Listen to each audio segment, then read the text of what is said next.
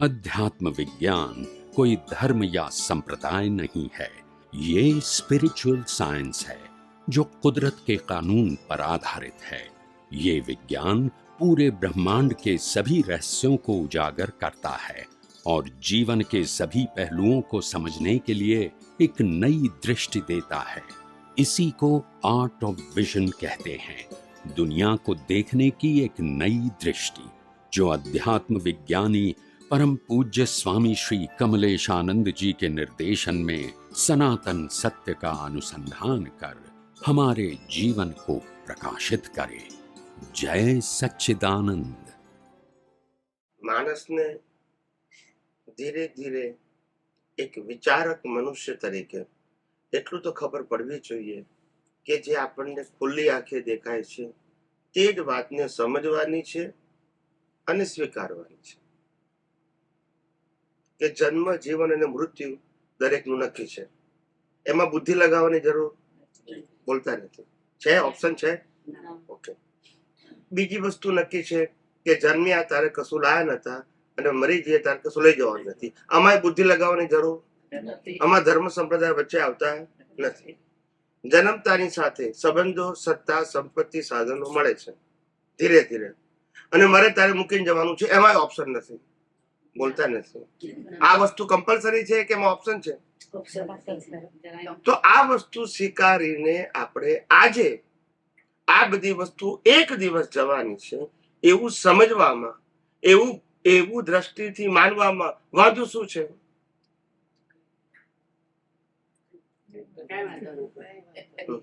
અને જો વાંધો ના હોય તો આજે વસ્તુ વ્યક્તિનો મોહ, કે જે વસ્તુ બનવાની છે મેટર ખાલી ટાઈમ ની છે, સમયનો જ પ્રશ્ન છે ને. જેમ કે મારે મરવાનું છે, એ સમયનો જ પ્રશ્ન છે ને કે ઓપ્શન છે? મારી આની સાથે સંકળાયેલા સત્તા, સંપત્તિ, સંબંધો જવાના જ છે, એ પણ સમયનો પ્રશ્ન છે. તો આજે બુદ્ધિથી સ્વીકારું, સમજણથી સ્વીકારું કે આ વસ્તુ મારી હતી નહીં કારણ કે લઈને આવ્યો નથી, અને મારી રહેવાની નથી કારણ કે લઈ જવાનું નથી. તો આજે જે દેખાય છે એ ટાઈમિંગ જ છે, પરમનન્ટલી હું માલિક નથી. તો વાંધો ખરો? એમાં વાંધો ખરો? જે વસ્તુ ઉઘાડી આંખે દેખાય છે એને સ્વીકારવામાં તકલીફ પડે એમ. એમાં કઈ બુદ્ધિની જરૂર નથી વિશેષ પ્રકારની. યુ કેન સી ઓપન આઈ, ઉઘાડી આંખે દેખાય છે, આને સ્વીકારવામાં તકલીફ પડે. નંબર 1. નંબર 2, પ્રત્યેક દિવસે આપણા જે સંજોગો આવે છે એ આપણી ડિઝાઇન પ્રમાણે નથી આવતા.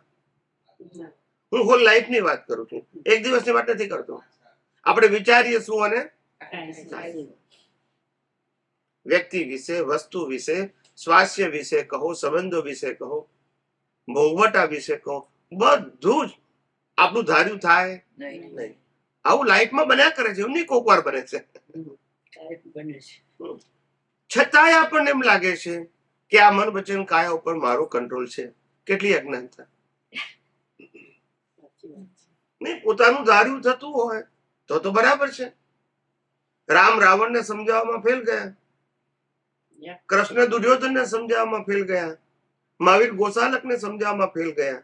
એ બધા મહાપુરુષો ફેલ ગયા, અને આપણને લાગે છે કે હું સફળ થઈશ. હું વાસ્તવિક વાત કરવા માંગુ છું. એમાં ધર્મ સંપ્રદાય વચ્ચે આવ્યો જરૂર છે? આ તો કોમન સેન્સ નો પ્રશ્ન છે. યસ કે નો? એમાં તમારો કયો ધર્મ છે, કયા ગુરુ છે, કયા ભગવાન છે, કઈ રિચ્યુઅલ છે, એ આવતું જ નથી, અને જરૂર પણ નથી. વાસ્તવિક સમજવામાં ક્યાં તકલીફ છે? વસ્તુ આ છે કે આપણી બધી બુદ્ધિ છે ને, બુદ્ધિ જેનાથી આ જગતને સમજી શકે છે, એ બધી કુંઠિત થઈ ગઈ છે. કુંઠિત શબ્દ સાંભળ્યો છે? કુંઠિત એટલે માન્યતાઓથી ગંઠાયેલી, માન્યતાથી ગંઠાયેલી. કુંઠિત નહીં, કુંઠિત એટલે માન્યતાથી જડ થઈ ગઈ. એટલે એ જડ માન્યતા તો ખરી પણ એમાં જડ થઈ ગયા. ખ્યાલ આવી ગયો? એટલે એમાંથી નીકળવું ડિફિકલ્ટ છે. અશક્ય નથી, પણ ડિફિકલ્ટ છે.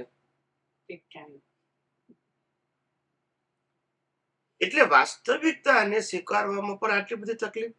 એમ કોઈ નવી વાત કે જે આપણને સમજાતી નથી એ માનવી હોય તો તકલીફ થાય, માનવા તૈયાર છું.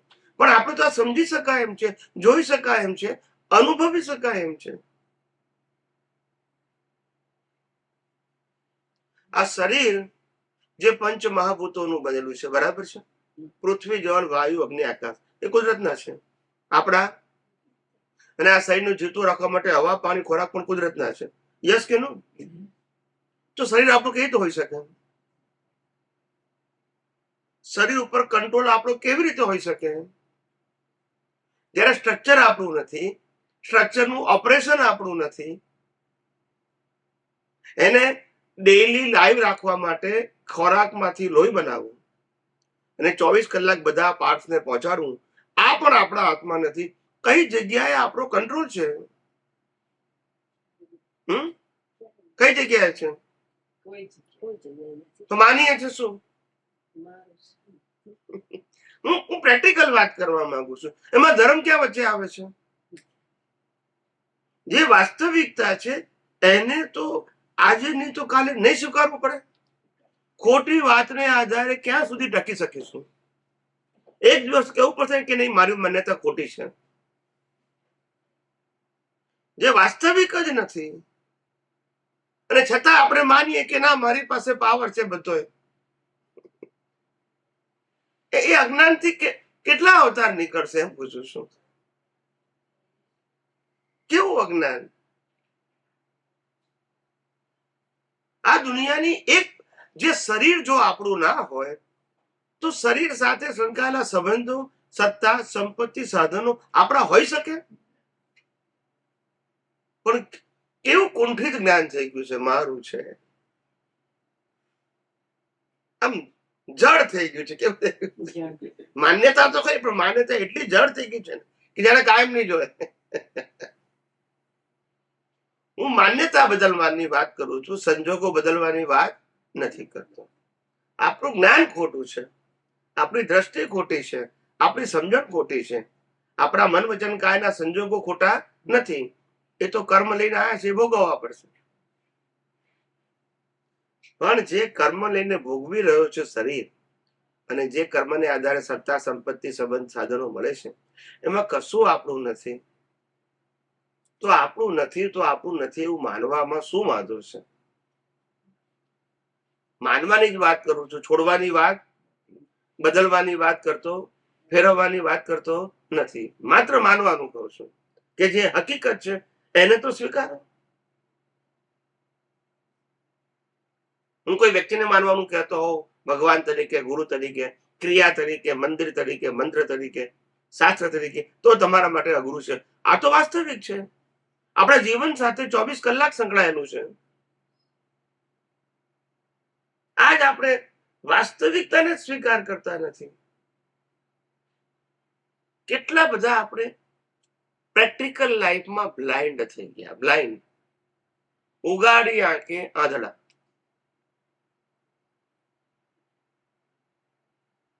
વિચાર કરો, આપણે આપણા મનની અંદર આવતા વિચારોને કંટ્રોલ કરી શકતા નથી. યસ કે નો? ક્યારે શું બોલવું, ક્યારે શું નહીં, આપણા હાથમાં નથી. આપણે પ્રયાસ તો કરીએ છીએ, બરાબર છે, પણ ક્યારે શું તીર વાગી જાય એ ખબર. એ તો તીર વાગ્યા પછી જયારે રિએક્શન આવે ત્યારે ખબર પડે.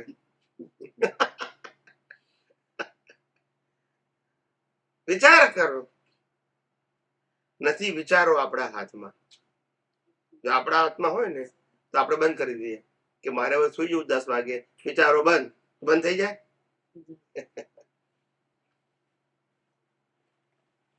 ના બોલવું હોય તો બોલી જાય, અને બોલવું હોય તોય છે આપણે હાથમાં કંટ્રોલ.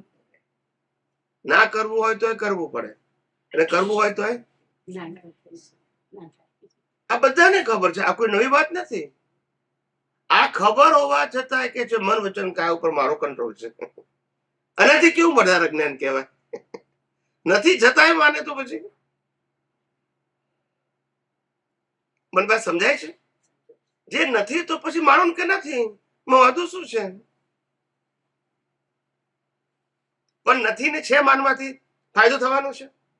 એ તો અજ્ઞાન છે. નથી મન તમારા કંટ્રોલમાં, નથી વાણી તમારા કંટ્રોલમાં, નથી એક્શન તમારા કંટ્રોલમાં, નથી સંજોગો તમને આધીન. ક્યારે સુખ આવવાનું છે, ક્યારે દુઃખ આવવાનું છે, ક્યારે લાભ થવાનું છે, ક્યારે નુકસાન થવાનું છે, ક્યારે માન મળવાનું છે, ક્યારે અપમાન થવાનું છે, તમને ખબર નથી. માટે સંજોગો મારા હાથમાં નથી. સંજોગોને આધીન મારે જીવવાનું છે, પણ સંજોગો મારા કંટ્રોલમાં નથી. હઠયોગીઓ પછી જમીનમાં દટાઈને આયુષ્ય શ્વાસ રોકીને અઠવાડિયા સુધી રહે છે, એ કેવી રીતના થાય? એ કોના હાથમાં? આ બધા આ બધા હઠયોગી જ છે.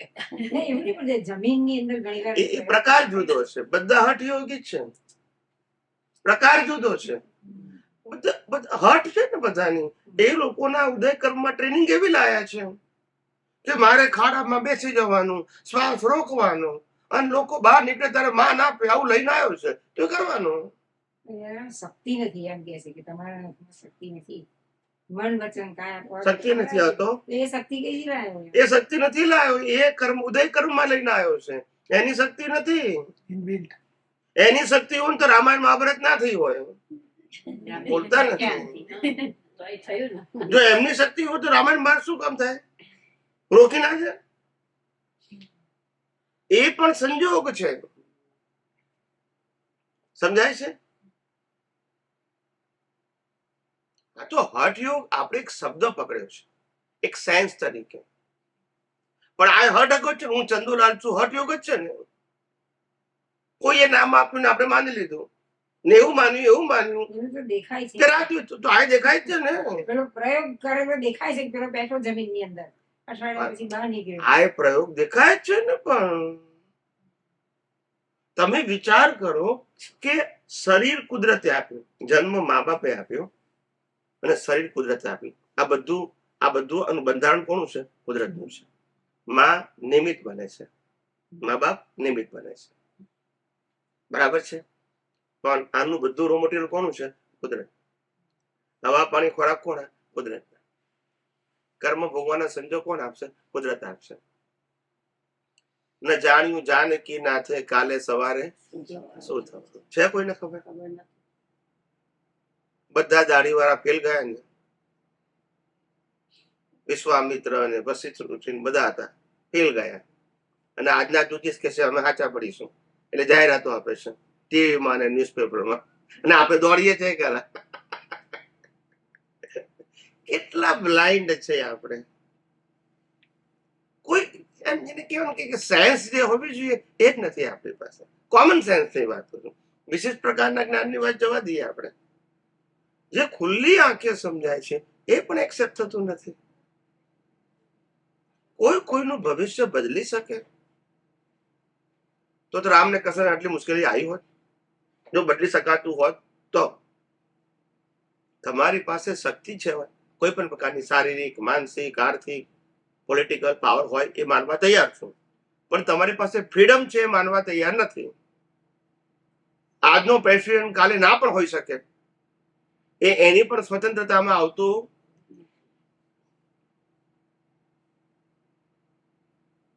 શક્તિ, ફ્રીડમ કોની પાસે છે? કોઈની પાસે નથી. અને જેમાં ફ્રીડમ નથી એમાં જ આપણને મોહ છે. એ પ્રશ્ન છે.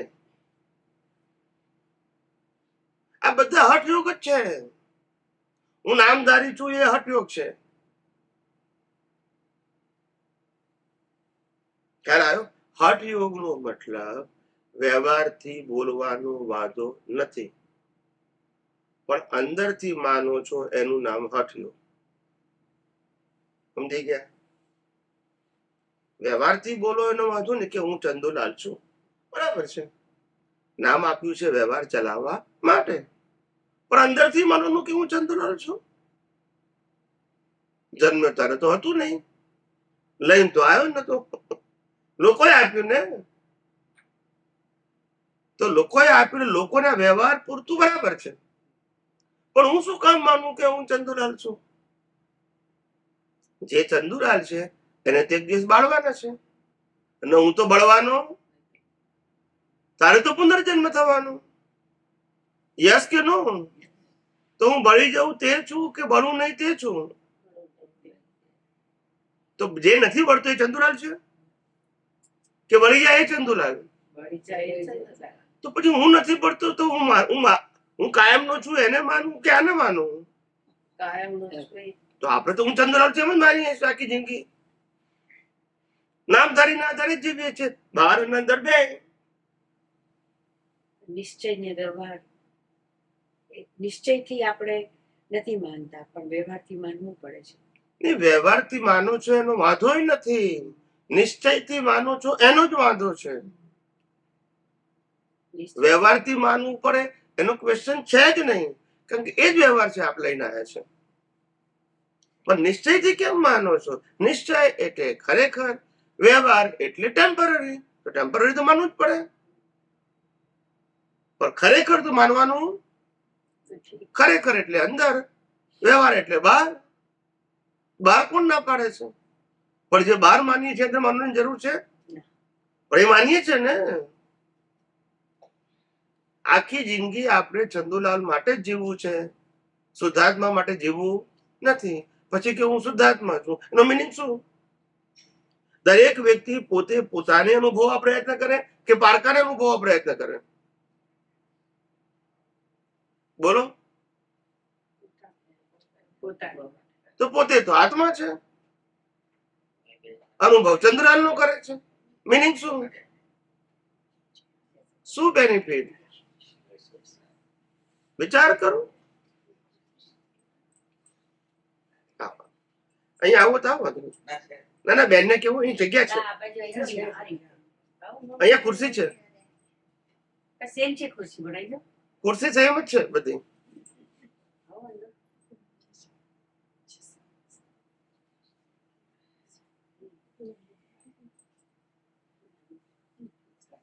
એટલે આપણે ગમે એટલી ધર્મની, સામાજિક લાઈફની વાતો કરીએ, પણ જ્યાં સુધી પ્રેક્ટિકલ સ્વીકારવામાં નહીં આવે ત્યાં સુધી મીંડું જ છે બધું.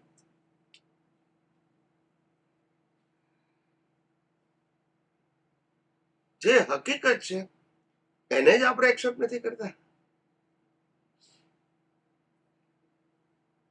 સમજાય છે?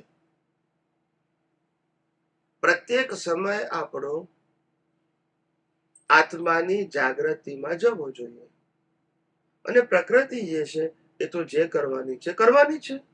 એ કે તમારી જાગૃતિ પ્રમાણે નથી કરવાની, એ તો હિસાબ લઈને આવ્યા છે એ પ્રમાણે રામને વનવાસ જવું જ પડે. આત્મામાં રહે કે ના રહે તોય બોલતા નથી. પગ ભાગવાનો તો ભાગે, તમે આત્મામાં રહો કે ના રહો. એ જે વસ્તુ ફરજિયાત છે એમાં એટેન્શનની જરૂર છે. તો જે વસ્તુ આપણે છે એમાં એટેન્શન ના રખાય? બોલતા નથી. જોઈએ આનો અંત આવવાનો છે નક્કી છે, અને આપણો અંત આવવાનો નથી એ પણ નક્કી છે. જો આપણો અંત આવે તો પછી પુનર્જન્મ કોનો? સમજાય છે? આપણો અંત આવી જાય તો પછી પુનર્જન્મ થાય, પણ આપણો અંત નથી આવતો માટે તો પુનર્જન્મ છે. શરીરનો અંત આવે છે, કારણ કે શરીરનો જન્મ થયો છે, તો મૃત્યુ કોનું થાય? શરીરનું. આત્મા તો જન્મતું નથી, તો મરે કેવી રીતે? એટલે મન વચન કાયની બધી પ્રક્રિયામાં હું પોતે શુદ્ધ આત્મા છું એવું દ્રષ્ટિમાં રાખવામાં વાંધો શું?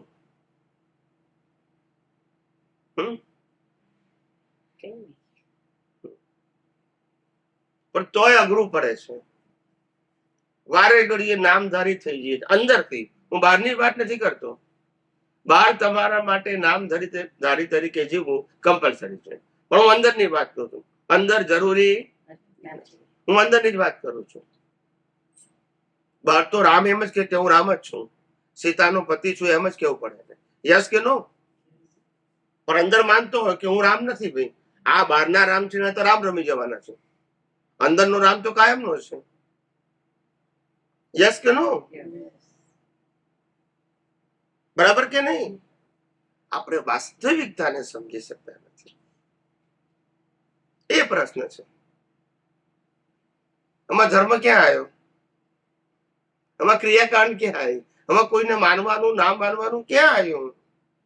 તમે તમારી જે કાયમી ઓળખ છે શુદ્ધ આત્માની, એ ઓળખને જાળવી રાખો ને બધી જ પરિસ્થિતિમાં, અને તે દ્રષ્ટિથી જ જાળવવાની છે. કોઈ ફિઝિકલ ક્રિયા નથી કરવાની. પછી ક્યાં પ્રશ્ન છે?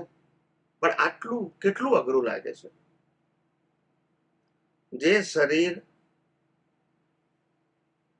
કુદરતે કર્મ ભોગવવા માટે સાધન તરીકે આપ્યું છે. ક્યાં તરીકે આપ્યું છે? એ સાધન આપણે હોઈ શકીએ, પણ કેટલી મમતા છે એમ કહું છું. સાધન તરીકે વાંધો નથી, પણ આપણે તો આપણે છીએ એ માનીએ છીએ ત્યાં વાંધો છે. આ મોબાઈલ પણ સાધન છે, કાર પણ સાધન છે, ઘર પણ સાધન છે, એમ શરીર પણ શરીર લાગતું નથી સાધન. હું જ શરીર છું.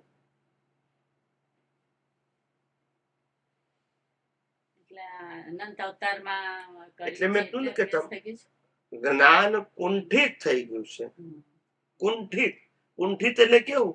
જલ્દી જાય એવું નથી, ગંઠાઈ ગયું છે. કુંઠિત શબ્દ ગાઢ થઈ ગયો હોય, અવગાઢ. મનુષ્ય અવતારમાં પણ અમે કેટલા, અમે મનુષ્ય અવતાર તરીકે અમે દેહાદ્યાસમાં કરોડો કાઢ્યા છે ને. યસ. દાદા કહે છે કે તમે બધા મહાવીર સભામાં હતા. મહાવીર ભગવાન વખતે હતા એટલે 1000 વર્ષ તો ઉપર થઈ ગયું ને, 2500 વર્ષ થયા ને મહાવીર ભગવાન. એટલે ત્યાં સુધી તો મનુષ્ય અવતારમાં અમે દેહાદ્યાસમાં જ ફર્યા. ના, પહેલા એ દેહાદ્યાસ હતો, પછી એ દેહાદ્યાસ છે. દેહાદ્યાસ તો એટલા માટે છે કે આપણે પોતે અજ્ઞાનને જ્ઞાન તરીકે સ્વીકારી લીધું છે. એમાં કોઈ શું કરે? અજ્ઞાનને જ્ઞાન તરીકે સ્વીકારી લીધું. વિચાર તો કરો.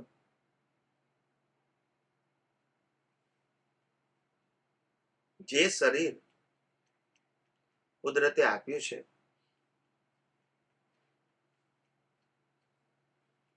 જે શરીર હવા પાણી ખોરાક કુદરત આપે છે તારે જીવતું રહેશે. જે શરીરને સંજોગો આપે છે તારે કાર્ય કરે છે, વિચારવાનું, બોલવાનું અને ક્રિયા કરવાનું. આ બધું જ કુદરત આપે છે.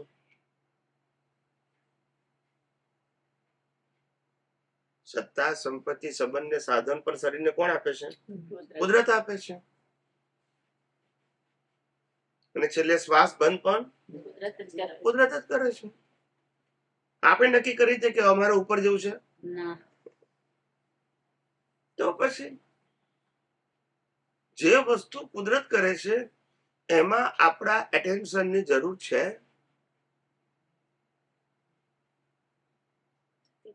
વિચાર કરો. પણ કેટલા બધા ઊંડા ઉતરીએ છે, અને જે આપણે છીએ એ તો લક્ષમાં જ રહેતું નથી. કોઈ કે તારે ખબર, હા હું આત્મા છું એ ખબર તો છે. ખ્યાલ આવે? અત્યારે જે અમે સાંભળીએ છીએ વિજ્ઞાન, એવું કેટલા પાછલા અવતારમાં ક્યાંક અમે સાંભળ્યું હશે આ વિજ્ઞાન કે દેહાદ્યાસમાં જ વિજ્ઞાન સાંભળ્યું હશે કે નહીં સાંભળ્યું હોય, પણ એક વસ્તુ છે કે ભાઈ જે આપણે સામાજિક અને ધાર્મિક જીવન જીવતા હતા એના પાસ્ટ બર્થ, તેમાંથી એવું લાગ્યું હશે કે આ વસ્તુ ખોટી નથી, પણ આ અલ્ટિમેટ પણ નથી, માટે આની આગળ કશુંક સમજવાનું હોવું જોઈએ. એવો ભાવ કર્યો હતો એટલે આગળનું સમજાવવા મળ્યું. નહીં તો સામાજિક અને ધાર્મિક લાઈફથી કોઈ આગળ વાત જ ના હોય. યા રાઈટ, અનંત અવતાર એ જ કરતા આયા છે. આ જ બે ક્રાઇટેરિયા હોય. જ્ઞાન અને જ્ઞાન, વિજ્ઞાન સમજાય જ નથી. વિજ્ઞાનની કોઈ વાત જ ના કરે. વિજ્ઞાન એટલે સનાતન સત્ય, વિજ્ઞાન એટલે જીવ માટે લાગુ પડે, વિજ્ઞાન એટલે કુદરતનો કાનૂન. એમાં મારો તમારો વ્યૂ પોઈન્ટ કામ લાગે. પણ આપણા હિન્દુમાં મેં સનાતન ધર્મ પણ સાંભળ્યો છે, તો એ સનાતન જ ને. તો એમાં એ સનાતન આ જ સનાતન ને. આ સનાતન એટલે કાયમનું. તો પણ એ આપણે જે વાત કરીએ છીએ બધી કાયમની જ છે ને. તમે સનાતન ધર્મ કહો, સનાતન સત્ય કહો, સનાતન વિજ્ઞાન કહો, કુદરતનો કાનૂન કહો, યુનિવર્સલ ટ્રુ લો કહો, બધાનો મિનિંગ એક જ છે. જે જીવ માત્રને લાગુ પડે, બસ. ના માને તોય લાગુ પડે. એ તો માણસને એ ખબર નથી કે આ સાધન કુદરતે આપેલું છે, તો એ સાધનનો કંટ્રોલ આપણી પાસે કેવી રીતે હોય. વિચાર કરો. સાધન છે. એક ભાઈએ કીધું પણ સાધનનો ઉપયોગ તો આપણે કરી શકીએ ને. જેમ મોબાઈલનો ઉપયોગ કરીએ છીએ, કારનો ઉપયોગ કરીએ છીએ, મકાનનો ઉપયોગ કરીએ છીએ, એમ શરીરનો ઉપયોગ કરીએ. ત્યારે મેં કીધું ઉપયોગ કરવાની સ્વતંત્રતા છે. તમે બધા આજે આ અનુભવ કર્યો, બધાએ આજે એક્સેપ્ટ કર્યું કે આપણા હાથમાં નથી. આજે સવારથી વિચાર કરો. રાજેશભાઈ 7 વાગ્યાથી ચાલુ કર્યું તું. ક્યાં ગયા રાજેશભાઈ? ક્યાંથી ક્યાં હે? ક્યાંથી ક્યાં પહોંચ્યા? આજે આજનું આખું બધા શું પ્લાન કર્યો તો અને ક્યાં ગયા અને ક્યાં આયા, ક્યાં વાત ન થઈ. અને ટેમરિન રાઈસ ની તો વિચાર નતો કર્યો ખાવાનો, તો ટેમરિન રાઈસ ખાવાનો આવી ગયો. બધા વિચાર કરતા થઈ ગયા કે આમાં કયા સંજોગો. મેં કીધું એ જ કુદરતના કાનૂન. એટલે કહેવાનો મતલબ કશું આપણા હાથમાં નથી. માટે કુદરત કહે છે જોયા કર ને તું શું બને છે. અંદરની દ્રષ્ટિથી જોયા કર કે આ મન વચન કાયા અને તેની અવસ્થાઓ શું છે. જોયા કર. કુદરતી રચના તરીકે જે હોય તે, મારામારી હોય કે પ્રેમ હોય, મેળવવાનું હોય કે ગુમાવવાનું હોય, માન હોય કે અપમાન હોય, સુખ હોય કે દુઃખ હોય, બધું કુદરતી રચના. અને બધું જઈ રહ્યું છે. શું છે? આવી રહ્યું નથી. Passing every minute. ઘણા બધા કે સ્વામીજી અમે તો ભૂતકાળમાં ઘણી બધી ભૂલો કરી છે, હવે શું કરીએ. મળદાને હું કામ જીવતું કરો છો? ના સમજાય. આ ગઈકાલ અને પહેલાનો સમય ફેરથી આવવાનો, તો એના માટે મરી ના ગયા? એ સમય માટે મરી ના ગયા? તો એને ઉખેડવાની જરૂર છે? તો એ મળદા ઉખેડે. 5 વર્ષ પહેલા આમ કર્યું હતું, 25, પણ શું કામ ઉખેડ્યો છો? અત્યારે શું છે જોયા કરો ને. 25 વર્ષ પહેલા શું થયું હતું એ અત્યારે હાલ તાજે તાજું પાછું. એવું કોઈ ફ્રીજ દુનિયામાં નથી, પણ આ તાજે તાજું નીકળે અંદરથી. એટલે કહું છું ને કે આપણી શક્તિઓ બધી એમાં વેડફાય જે અનંત શક્તિ આત્માની છે બધી આમાં વેડફાય છે. waste of your energy. Actually, as a soul, you have an infinite power to uncover the whole world. But you waste your energy as a જ્ઞાન and દર્શન. અને તમે તમારી દ્રષ્ટિને શું કરી નાખો છો? સંકોચી નાખો છો. વિચાર કરો. એક અનંત શક્તિ વાળો આત્મા અને સંજોગાધીન શરીર, પાવર કોનો હોય? અનંત શક્તિ વાળો. તેની તો અનુભૂતિ કરવાની છે, અન્ય અનુભૂતિ કરવાની છે. આ શરીર તો 6 કલાક પછી એક્સપાયર થઈ જવાનું. આજના તારીખ માટે બોલતા નથી. યસ કે નો? નહીં, સુઈ નહીં. આજની તારીખ માટે આવતીકાલે એક્સપાયર થઈ ગયું કહેવાય. હવે આ તારીખ અને આ તારીખના સંજોગો લાઈફમાં પાછા આવવાના નથી. તો આ દિવસ ગયો આપણો, શ્વાસો શ્વાસ ગયા. કર્મનો હિસાબ પતી ગયો એટલે એક્સપાયર થઈ ગયા ને. પછી આશ્રમ જ ફેમિલી થાય ને કાલે. ખ્યાલ આવ્યો? પણ સાચી વાત લોકોને ગમે નહીં ને રામકૃષ્ણ આવીને કહાનીઓ લોકો સાંભળ્યા જ કરે. ઉપર જાય ત્યાં સુધી એ લોકો ઉપર ગયા ને આપણે ઉપર જવાના, પણ તો એ જ ગમે. એ જ ગમે છે. મરણ પથારીએ એ હંભળાવે, રામાયણ વાંચો, ગીતા વાંચો, કાનમાં વાંચો, ભાન નથી પણ કે કાનમાં કોઈ અબરચંદ. એટલે આવું છે. એટલે કેટલા બધા આપણે રિજીડ થઈ ગયા છે, બિલકુલ પ્રેક્ટિકલ નથી. થિંકર હોવા જોઈએ. એજ્યુકેટેડ જુદી વસ્તુ છે, થિંકર જુદી વસ્તુ છે. એજ્યુકેટેડ જે એજ્યુકેશન છે ને ઓનલી કોમર્શિયલ ફિલ્ડ છે. It is not a common sense and it is not your thinker. You also think after education how to make money. That's it. How to live life એ વસ્તુ શીખવામાં નથી આવતી. અને આ જ પૈસા બુદ્ધિશાળીઓ પૈસા પોતાની પુણ્યથી ભણી ગણીને કમાવા માંડ્યા અને પોતાનું જીવન કેરેક્ટર બધું ખલાસ કરવા માંડ્યા.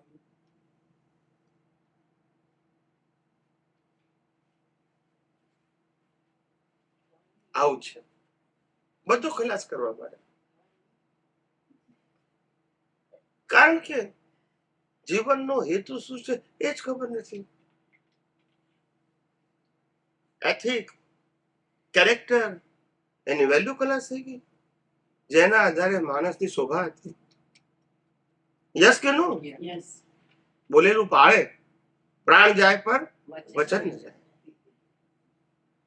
આજે તો અભી બોલા, પેલા કીધું કે આવું આવીશ કે છે, બે કલાક પછી કે ના અમને કીધું નથી આવું કે છે. કોઈ ઠેકાણું નહીં, કોઈ કોઈના ઉપર વિશ્વાસ રખાય એવો કાળ છે. અને આપણે જોઈ રહ્યા છે કે આ માણસો બચારા કઈ દિશામાં જઈ રહ્યા છે. કઈ દિશા?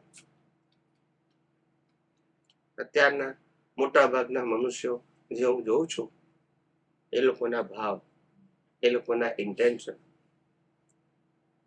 એ બધા 2 માંથી 4 પગમાં જાય એવા છે. બધા 2 પગે ફેરથી ભેગા થવાના એવા લક્ષણો છે. શું છે લક્ષણ? એક માનવી તરીકે જે માણસ એવો હોય કે જેને દેવો પણ કરતા પણ જેનું જીવન મહાન કહેવામાં આવે છે, દેવો પણ મનુષ્ય ભાવ ઝંખે છે, એવું ઉત્તમ જીવન પર આપણે વેડફી રહ્યા છે. આ 5 ઇન્દ્રિયોના વિષયોમાં વેડફી રહ્યા છે. કોઈ બેનિફિટ નથી, કોઈ બેનિફિટ નથી. એટલે 5 ઇન્દ્રિયોના વિષયો છે એનો વાંધો નથી, પણ વિષયોમાં અંદરથી આનંદ આવે છે ત્યાં વાંધો છે. વિષયો બહારના છે તે તમારો ઉદય કર્મ છે, પણ આનંદ આવે છે ને પછી ખબર પડવી જોઈએ કે આમાંથી આનંદ આવે તો પછી આમાંથી કેવી રીતે આવશે. બોલતા નથી. આની હાજરી છે અને સંજોગોની હાજરી છે, પણ તમને સંજોગમાંથી આનંદ આવશે તો આત્મામાંથી આવશે?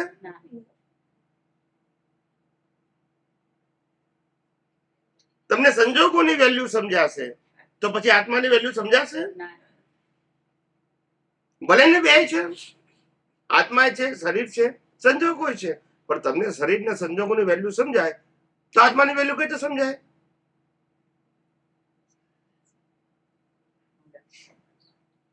ખ્યાલ આવ્યો? કેટલા અવતાર કાઢી નાખ્યા.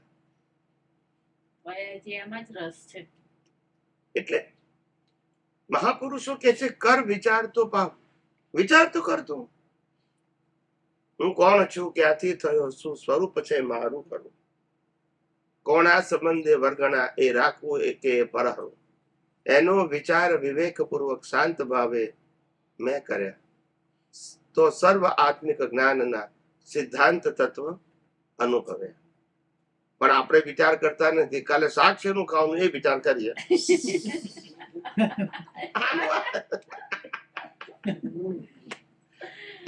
તો શું થાય પછી? આખી જિંદગી આમાં જ કાઢી નાખી. વિચાર કરો. નબળા પડે એટલે શું કરવાનું? હે? નબળા પડે તો કોઈ સંજોગ આવ્યો જ નહીં. અત્યારે તમે કશું સમજાવો છો, અમે બેસી રહ્યા છે, અમે બેસી રહ્યા તો શું કરવાનું તે? આત્માની જાગૃતિ માટે સંજોગોની ક્યાં જરૂર છે?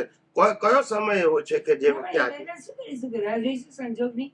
અરે હું કહું છું કે આત્મા છે એ કાયમનો સંજોગ છે ને. બોલ્યા કરવાનું શુદ્ધ આત્મા છે એવું તો કરવું જ પડે ને. બોલવાની અંદરથી. હા, અવેરનેસ આઈ એમ એવું તો ટોકિંગ કર્યા અબાઉટ કરવું પડશે અવેરનેસ તો આવી જોઈએ ને. કે કશું કરતા નથી તો પછી હું શુદ્ધ આત્મા છું. આપણા શરીરની અવેરનેસ નથી આપણને. ના, ત્યારે તો છે પણ એમ કે તમે નહીં, પણ 24 કલાક હોય છે નથી હોતી. હું અવેરનેસ ની વાત કરું છું. આપણે ચેન્ટિંગ કરીએ છીએ. ના, હું ચંદુલાલ છું, ચેન્ટિંગ કરીએ છીએ. ના. આપણી જાગૃતિમાં છે. આ શરીર છે, બરાબર છે, પણ કોઈએ કીધું કે ચંદુલાલમાં અક્કલ નથી, તરત જાગૃત થઈ ગયા.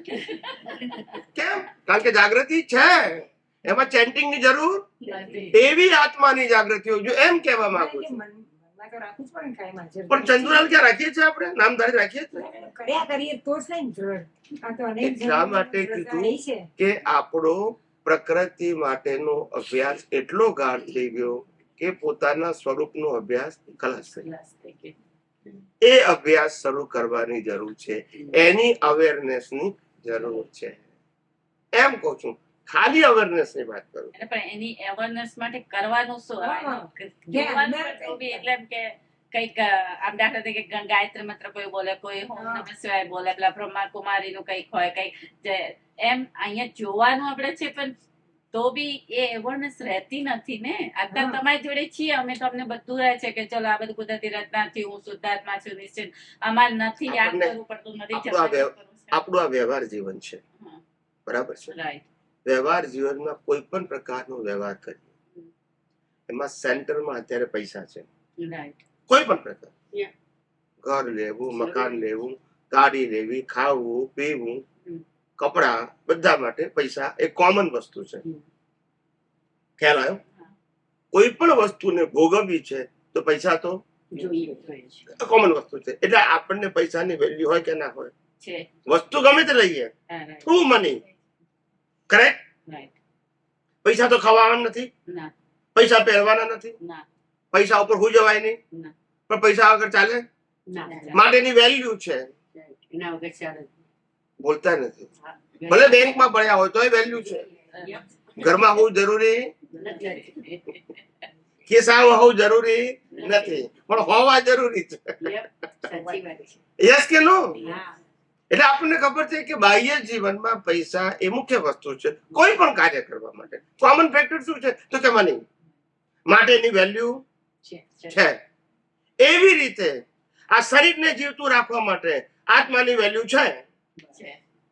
આત્મા ના હોય તો કશું નહીં કરી શકો, નહીં વિચારી શકો, નહીં બોલી શકો, નહીં ક્રિયા કરી શકો, નહીં વ્યવહાર કરી શકો.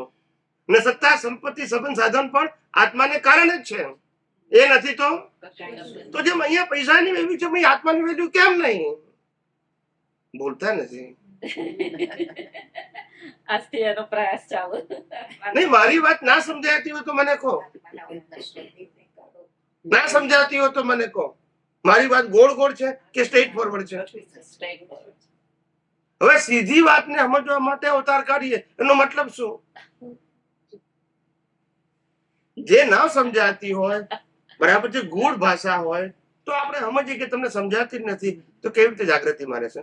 પણ આ તો સમજી શકાય એવું છે. મારી ભાષા પણ સિમ્પલ છે, દાખલા પણ બિલકુલ પ્રેક્ટિકલ આપું છું, ગોળ ગોળ વાત કરતો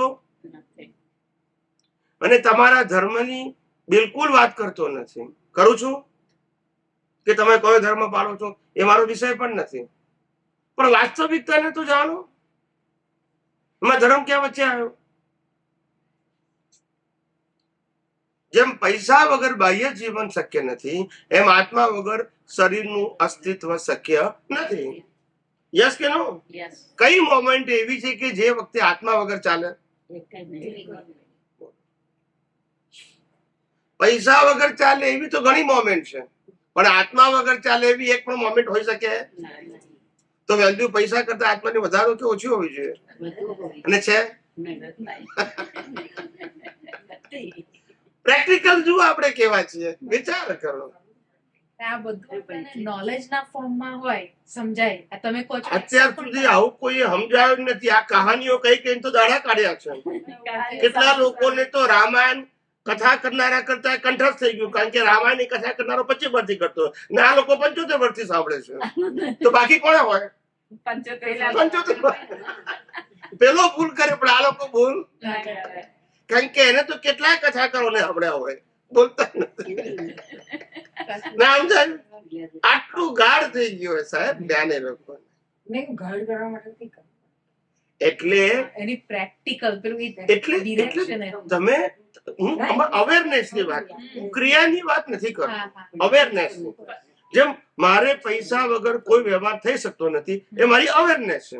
મેં પૈસા જોઈએ બોલતો નથી, તો મને ખબર છે કોઈ પણ કાર્ય માટે, વ્યવહારના કાર્ય માટે પૈસાની જોઈશે, માટે એની વેલ્યુ છે.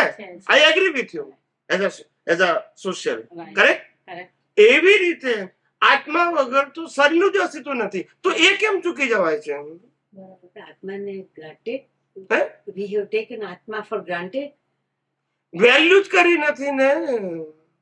એ છે શરીર છે, આત્મા છે. હોવું એ જુદી વસ્તુ છે ને વેલ્યુ કરવી એ જુદી વસ્તુ છે. કેમ આમ કરો છો? આત્મા વગર તો બોડીનું અસ્તિત્વ હોય નહીં, પણ આપણે વેલ્યુ કરીએ છીએ. પ્રશ્ન મારો એ છે, જે શરીર નથી એ શરીરની વેલ્યુ કરીએ છીએ, અને આપણે પોતે આત્મા છીએ એની વેલ્યુ કરતા નથી. આપણા વિઝન ની અંદર એની વેલ્યુ જ નથી. આત્મા શું છે એ જ ખબર નથી પહેલા તો. આત્મા આત્મા શું છે એ જ ખબર નથી. આત્મા શું છે એ ખબર નથી એવું કહીએ છીએ આપણે, પણ પુનર્જન્મને તો માનીએ છીએ. તો પુનર્જન્મ શરીર નો થાય? પાછું આમ ને તો આમ કાન તો પકડે જ પાછળ. આત્માને ના માનતો તો પુનર્જન્મ કેવી રીતે માનવાનો? શરીર ને તો થાય નહીં. કોઈ પણ વાતને તમારે ચેલેન્જ કરવી હોય તો સામે સપોર્ટ તો હોવો જોઈએ. આ લોકો આત્માને નથી માનતા, કારણ કે પુનર્જન્મ નથી માનતા અને કર્મના સિદ્ધાંત નથી માનતા, ઓનલી વન લાઈફ નું માને છે. તો એ લોકો બરાબર છે. આપણે તો પુનર્જન્મ ને માનીએ, મેં કરેલા કર્મ મારે ભોગવવા પડે છે એમ માનીએ, અને પછી કેવું આત્મા નથી માનતો કે પોસિબલ હોય? એ બધું આત્મા સાથે છે. આત્મા હોય તો જ પુનર્જન્મ હોય, આત્મા હોય તો કરેલા કર્મ ગયા હતા ભોગવવા પડે. બધું સમજાય છે પણ પ્રેક્ટિકલમાં નથી આવતું. હું કહું છું પ્રેક્ટિકલમાં નથી આવતું. એનું કારણ શું છે? સમજાવો. કોઈ પણ વસ્તુ પ્રેક્ટિકલમાં ના આવે એનું કારણ પોતે ફંડામેન્ટલ જાણતો નથી, અને ફંડામેન્ટલ જાણતો નથી અને એમાં પછી ઊંડો ઉતરતો નથી. તો પછી પ્રેક્ટિકલ કેવી રીતે જાણે? આજે આ મોબાઈલ તમને આપી દે પહેલી વખત લાઈફમાં, પણ તમે કોઈ ઓપરેટ કરો, કરી શકો? પછી પેલો કે આમ કરવાનું, આમ કરવાનું, આમ કરવાનું, પછી જેમ જેમ પ્રોબ્લેમ આવે તમે શીખવાડતા, એમાં તમે શીખો ને કે ખાલી આઈ ગયેલે શીખી લો. એમ દરેક બાબતનું પહેલા જ્ઞાન જોઈએ અને પછી એપ્લિકેશન જોઈએ, તો જ આપણને એક્સપિરિયન્સ થાય. એમ આત્માનું જ્ઞાન જોઈએ, પછી એપ્લિકેશન જોઈએ, પછી એક્સપિરિયન્સ થાય. એમ જ્ઞાન એટલે શબ્દ જ્ઞાન નહીં, જ્ઞાન એટલે હું અવેરનેસ કહું છું. જ્ઞાન એટલે નોલેજ નહીં, જ્ઞાન એટલે અવેરનેસ. સમજાય છે? શબ્દમાં લખ્યું હોય કે ચંદુલાલ ડફોડ છે, આપણને કશું થાય? ના થાય. તમને કોઈ કહેતો થાય ને? ખ્યાલ આવ્યો? કારણ કે તમારી જાતને તમે પોતે તમારી છો એવું માનો છો, ને એનું પ્રોટેક્ટ કરવું એ તમારી ફરજ છે એવું તમે માનો છો. એટલે કોઈ પણ વ્યક્તિ નેગેટિવ કરે તો તરત તમે રિએક્ટ કરો છો, ક્યાંક બહાર કરો, ક્યાં અંદર કરો છો. પણ આત્માને ભૂલી જાઓ છો તો રિએક્ટ થતો એટલે કારણ કે અવેરનેસ નથી. અહીંયા અવેરનેસ છે, અહીંયા તો પ્રશ્ન તો અવેરનેસ શું છે?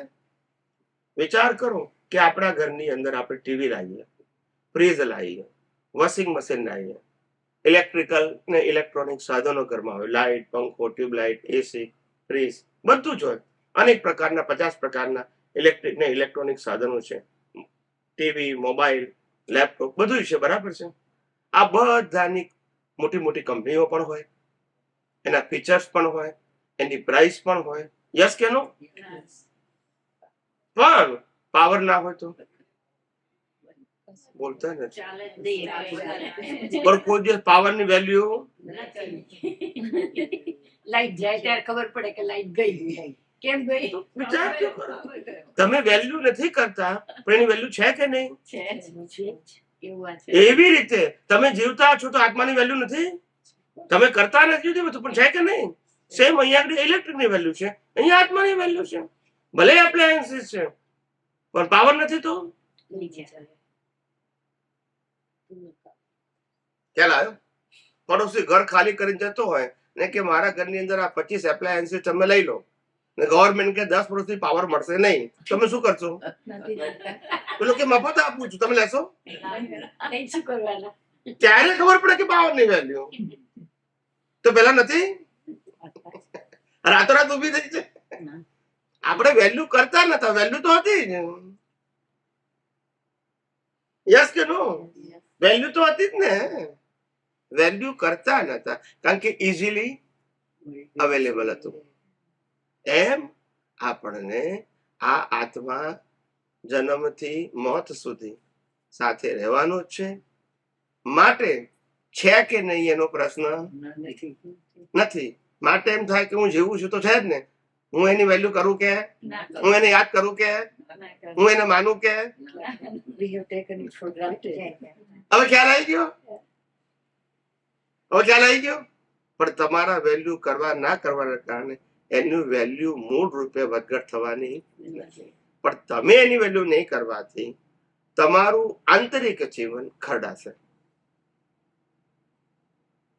કારણ કે તમે જેની વેલ્યુ કરો છો એ બધું ટેમ્પરરી છે. તમે મૂળ પોતે પરમેનન્ટ છો અને ટેમ્પરરી વસ્તુની વેલ્યુ એ હંમેશા પરિવર્તનશીલ હોય અને ટેમ્પરરી વસ્તુ આવે અને જાય. માટે વેલ્યુ કરશો તો પણ રાગ દ્વેષ થવાના. સમજાય છે? અને આત્માની વેલ્યુ કરશો તો રાગ દ્વેષ, કારણ કે એ અપરિવર્તનશીલ છે અને શાશ્વત છે. એ આવતો જતો, એના જન્મ મરણ અને પરિવર્તનશીલ પણ એ સ્થિર છે. તેનું જ્ઞાન દર્શન પણ કેવું છે? ને પ્રકૃતિ અસ્થિર છે, તેનું જ્ઞાન દર્શન પણ કેવું છે? અને અસ્થિરના આધારે આપણે સ્થિરતા પ્રાપ્ત કરવા પ્રયત્ન કરીએ થાય? વિચાર કરો. આપણો બેઝ જ અસ્થિર ઉપર છે પછી કે મારી સ્થિરતા જોઈએ છે, કેમ નહીં આવે? અનાદિકાળથી આ જ ભ્રાંતિમાં આપણે બધા જીવી રહ્યા છે. આ જ ભ્રાંતિમાં. અને વાસ્તવિકતા ક્યારે સમજવા પ્રયત્ન કરતા. વાસ્તવિકતા સમજાય તો કામ આવે. ખ્યાલ આવ્યો?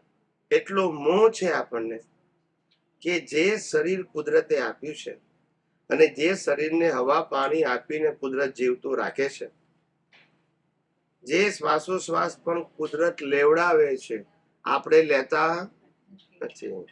ઘણા કે જે અમે શ્વાસોશ્વાસ લઈએ છીએ તો મેં કહું રાતે ઊંઘ્યા પછી કોણ માણસ રાખ્યો છે કોઈ? પછી માથું ખંજવાળે પછી બોલતા નથી. જે રાતે લે છે એ દિવસે લેશે. પણ દિવસે એમ લાગે કે હું શ્વાસ લઉં છું, રાતે તો કે ખબર નથી. આવું હોય? કોઈ જાતનું જ્ઞાનના ઠેકાણા આપણા નથી. બધું જ રાઉન્ડ રાઉન્ડ છે. કેવું છે? ટેલી થાય. આજનો સવારનો એક્સપિરિયન્સ ની થોડીક વાત કરવી હતી. આપણે બધા ગયા હતા અને કારમાં સાથે ટ્રાવેલ કરતા હતા તો બ્રેક વાગે તો એ એકદમ નજીક સામેની કાર આવી જાય ને આપણે થાય કે એકદમ અથડાઈ જશે ને કંઈક થઈ જશે ને વાગશે. પછી અમે લોકો એક્સપિરિયન્સ ડિસ્કસ કરતા હતા કે શું બધાને અનુભવ થયા. તો મેં કીધું કે એ વખતે એવું હોવું જોઈએ કે સ્થિતિ સહાયક છે, એની જાતે રોકાવાનું જ છે મશીન, આપણે કેમ ઊંચા નીચા થયા. એ બધું પત્યું 1-2 કલાક પછી એ તો વાત પતી ગઈ. પછી મને વધારે વિચાર આવ્યો કે ખરેખર હું તો શુદ્ધ આત્મા છું, એને ક્યાં વાગવાનું છે એમ કે રોકાય મશીન કે ના રોકાય, છેવટે વાગવાનું પણ ક્યાં છે. પણ એ તોય ખ્યાલ સ્વરૂપમાં આવ્યું, એ અનુભવ સ્વરૂપમાં એ વખતે ના આવ્યું કે મને ના. કશું નથી થવાનું. પ્રકૃતિને ઊંચું નીચું થાય હમ એ ઊંચું નીચું પણ આપણને પ્રકૃતિના સ્વભાવ તરીકે કુદરતી રચના જોતા આવડવું જોઈએ. હા, એ પાર્ટ એ સમય માટે ના હોય, એમ પાછળથી હોય. ના પણ એ મોમેન્ટ હોવું જોઈએ એમ. હું નથી કહેતો કેમ નથી રહેતું, પણ હોવું જોઈએ. હમ, એટલી અવેરનેસ હોવી જોઈએ. હું ક્રિયાની વાત નથી કરતો, બરાબર. મારી બધી વાતો અવેરનેસ છે. Right. I am talking about the Okay. Art of vision and I am not talking about the art of action, thought and Yes. speech. એ તમારા હાથમાં નથી. નથી, એની વાત નથી કરતો, પણ તમારા હાથમાં શું છે? અવેરનેસ. એટલે એ ઊંચા નીચા થઈ ગયા. હા, એટલે મારો પગ તો બ્રેક ઉપર જ હતો, પણ ગાડી સ્ટોપ મારે કરવાની નથી, કારણ કે કોઈ લાઈટ નતું, કશું નથી. પેલો સામે વાળો ધીમો પડે એટલે હું ધીમો પડી, એટલે ધીમી ધીમી ગાડી જાય એટલે એમને એમ થાય કે હમણાં અથડાશે, એટલે ઊંચા નીચા થાય. એટલે એમની પ્રકૃતિ ઊંચી નીચી થઈ. અને હું વિચાર કરું કે કેમ ઊંચા નીચા થાય છે. પછી મને ખબર પડી કે એમને ડર લાગતો હશે કે હમણાં અથડાઈ જશે તો હમણાં અથડાઈ જશે. પરિવારમાં સંબંધોમાં આવું થાય છે. હમણાં ગુસ્સે થશે, હમણાં ગુસ્સે થશે, પણ થાય નહીં બધું. મને એમ થાય કે બી કેમ છે, આપણે કારનો ડિફરન્સ હતો. ગાડનો ડિફરન્સ હતો. એટલે કહેવાનો મતલબ છે બધું તમને પ્રકૃતિ આ એટલી વાલી એવું છે કે આખા બ્રહ્માંડનું જ્ઞાન પ્રકાશ તમને ખુલ્લો થાય છે. પણ તમે રિલેટિવ સત્યની અંદર તમે એટલા સેન્ટ્રલાઇઝ થઈ ગયા છો, એનાથી બિયોન્ડ જવા તમે પ્રયત્ન કરતા, અને માટે આધ્યાત્મ વિજ્ઞાન તમને બિયોન્ડ લઈ જાય છે. અને માટે આ મન વચન કાયા અને તેની અવસ્થા ને 5 ઇન્દ્રિયોથી અનુભવાતી સમગ્ર સૃષ્ટિને એક જ કોલમમાં મૂકી દીધી, કુદરતી. એટલે હવે તમારા માટે સબ્જેક્ટ એનાથી ઉપરનો તમારો સબ્જેક્ટ છે. You go beyond the relative truth. There is a real truth. પણ તમે રિલેટિવ ટ્રુથના સર્કલમાંથી બહાર નીકળતા નથી, ને મારે તમે બહાર કાઢવા છે. That is my mission. આખું જગત રિલેટિવ સત્યમાં ફસાયું છે, ને રિલેટિવ સત્ય એ કુદરતની રચના છે, આપણી નથી, આપણે પણ નથી.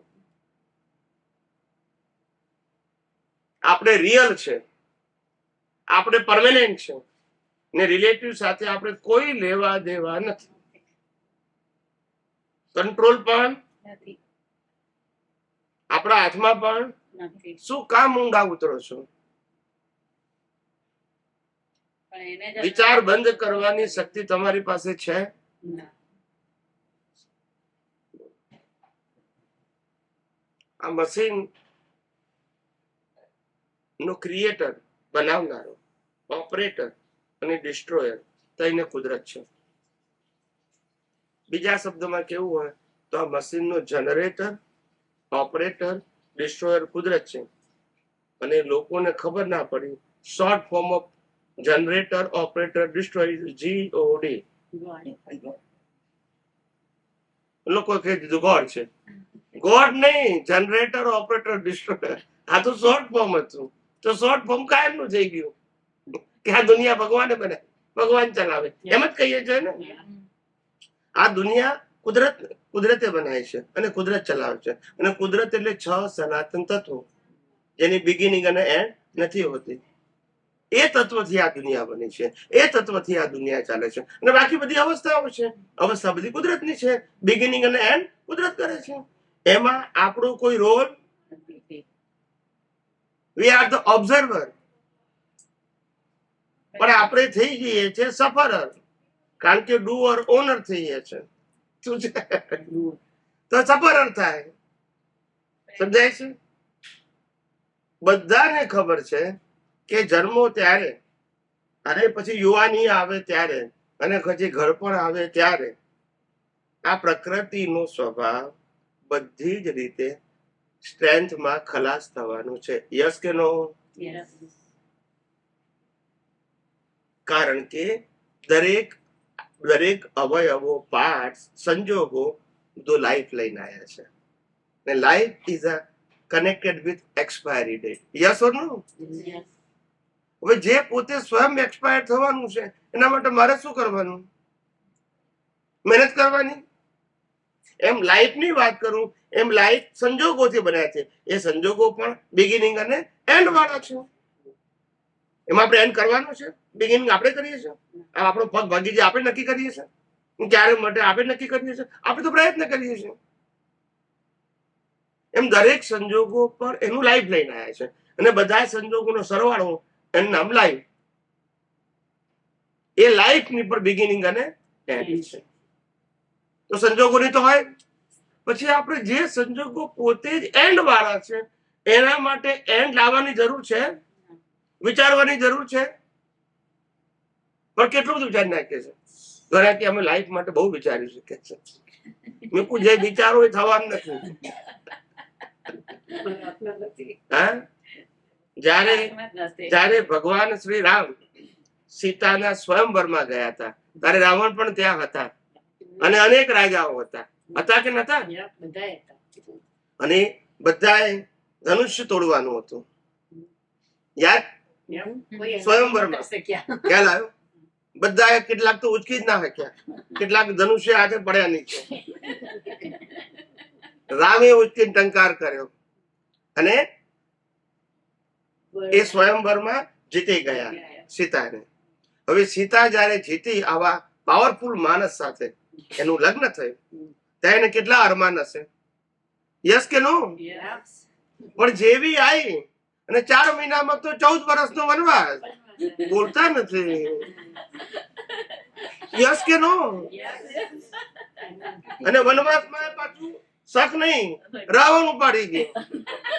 બોલતા નથી. માંડ માંડ યુદ્ધ કરીને પાછા લાયા તો પેલો ધોબી કે છે અમે માનીએ કેમ કે છે? બોલો હવે આને દશા પ્રાપ્ત કહેવાય કે દશા બેઠી કહેવાય? રામની પત્ની સીતાની આ દશા હોય તો આપણી શું હોય? યસ કે નો? નહીં, કોના કંટ્રોલમાં હતું? એમ તો કોના કંટ્રોલમાં હતું? બોલો, વિચાર કરો. એના કરતા આપણે ઘણા સુખી છીએ, રાઈટ? ખ્યાલ આવ્યો? કેવી દશા! કૃષ્ણ ભગવાન જુઓ જન્મ્યા ક્યાં ઘડી? નહીં, જેલમાં ની પ્લેસ. જેલમાં. વૃંદાવન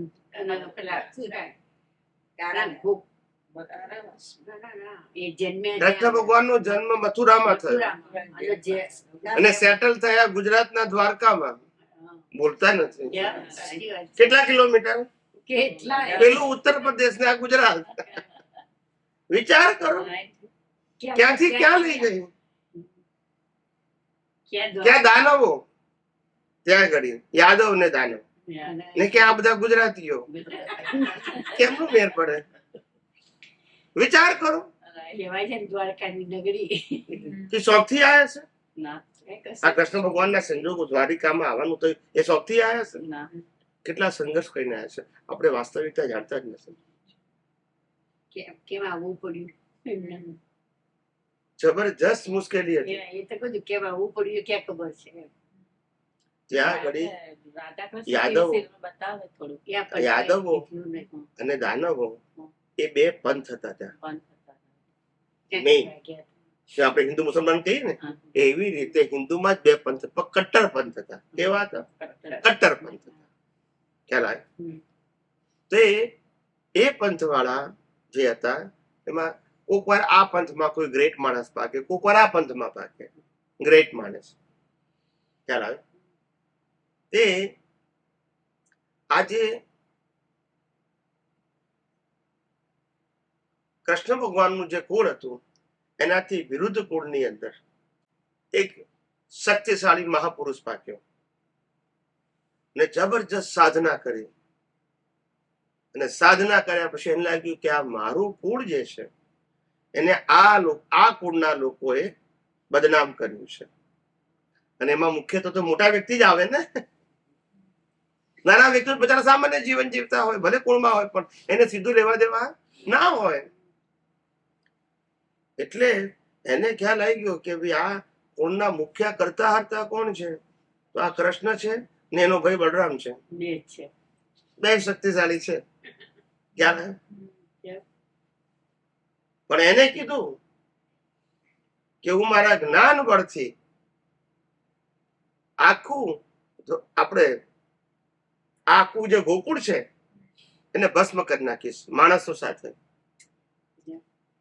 અને તે વખતે જયારે એને પડકાર ફેંક્યો ત્યારે કૃષ્ણ અને આ બહાર નીકળી ગયા. આખું ગામ ભસ્મ થઈ ગયું. સમજાય છે? જ્યાં જ્યાં ગયા ત્યાં સંઘર્ષ થયો.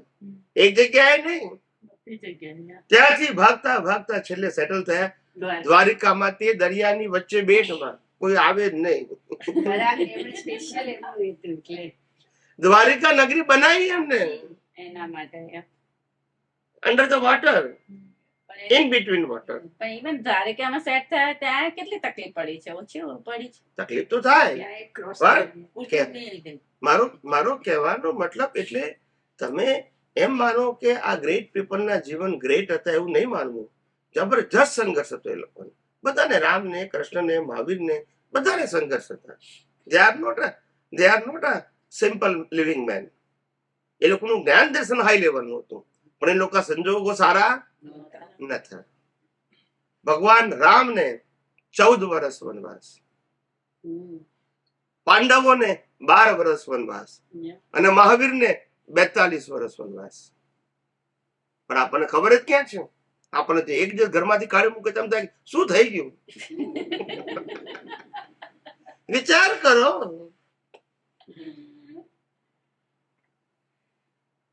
કેવું અનસર્ટેન લાઈફ, છતાંય they are happy. ના આપણે બધું ખાવું પીવું બધું હોય, ઘર બાર પૈસા બધું હોય, તોય કે છે બહુ મુશ્કેલીઓ છે. બધું હોય તો કેટલી વિચારસરણી આપણી નેગેટિવ છે. બહુ જ. આટલા બધા સંઘર્ષો વચ્ચે એ લોકો મહાન પુરુષ તરીકે જીવ્યા, ત્યારે આપણે આજે એમને યાદ કરીએ છીએ. Because not they are great, but the life and living style is very great under the so many negative circumstances. સમજાય છે? અને આપણે તો એક જ સમજો નેગેટિવ આવે, પગ ભાગ્યો તો એમ લાગે કે આખી દુનિયા ભાગી ગઈ. એક બધાને બાકી દુઃખનો પાર જ નથી મારે, એવું જ કહીએ આપણે. સમજાય છે? કેટલી કેટલી આપણી વીકનેસ છે, નબળાઈ. એમ વિચારધારાની ભોગવટો છે એ તો છે, વિચારધારામાં કેટલી નબળાઈ છે. એક દિવસ આ કુદરત પ્રત્યેક જીવને ઓક્સિજન આપી રહી છે, બોલતા નથી. અને બંધ કરે તો બોલો. વિચાર કરો. આ કોવિડ માં ઓક્સિજન તકલીફ થઈ તો કેવું થયું તમે જોયું નહીં? કેટલા ઉપર પહોંચી ગયા? ખ્યાલ આવ્યો? ખ્યાલ ઉપર પહોંચી ગયા એને ભય ગયો ને ઉપર ના પહોંચ્યા એને ભય રહ્યો. મારું શું થશે કાલે? ઓક્સિજન નહીં મળે તો સમજાય છે? પણ કુદરત નું કામ એવું, તમને જન્મ આપ્યો છે અને તમારું આયુષ્ય કર્મ છે ત્યાં સુધી જીવાડવાનું કામ કુદરતનું છે. હવા, પાણી, ખોરાક એ જ આપશે. ઇવન તો જમીનની અંદર તમે 100 ફૂટ ઊંડો ખાડો ખોદશો, કેટલા ફૂટ? 100 ફૂટ ઊંડો ખાડો ખોદશો અને 100 ફૂટ નીચે આપનાનું જીવડું છે ને એને પણ કુદરત હવા, પાણી, ખોરાક પ્રોવાઈડ કરે છે. યસ કે નો? ને આપણને ઉપર રહે ચિંતા છે, મળશે કે નહીં કાલે? એને 100 ફૂટ અંદર ચિંતા નથી છે. કુદરત નું કામ કુદરત ને કરવા દો, તમે શું કામ ટેન્શન લો છો? યસ કે નો? આપણા હિન્દુસ્તાનમાં કૂતરા બિલાડા ફરતા હોય તો બરાબર છે, પણ હવાર ઉઠો નાખ્યો હોય ઊંઘી જાય ને, આજે મળશે કે ચિંતા કરીએ ને? ગલે ગમે એટલી મોંઘવારી વધે, એને મળે કે ના મળે? ભલે પેટ્રોલ ના ભાવ વધે, ગલે મોંઘવારી વધે, એને ચિંતા કરી? એને રોટલો મળે કે ના મળે? એટલે કહેવાનો મતલબ કુદરત છે એ કુદરત નું કામ છે, એને કરવા દો ને. આ બોડી કુદરત નું છે ને સર્વાઈવ રાખવાનું કામ કુદરત નું છે. હવા પાણી ખોરાક બધું એ જ આપે છે, પચાવે છે ને એ જ. ને લોહી પણ ને આખા શરીરમાં ફેલાવે છે પણ એ જ. તમે શું કામ આટલી ચિંતા કરો છો? કુદરત કે છે હું જે કરી રહ્યો છું, આ બોડીને ચલાવી રહ્યો છું સંજોગોને આધીન, બહારના અને અંદરના બે સંજોગો જોયા કરો ને તમે. રોજ નવી સિરિયલ, રોજ નવી સિરિયલ, વાંધો શું છે?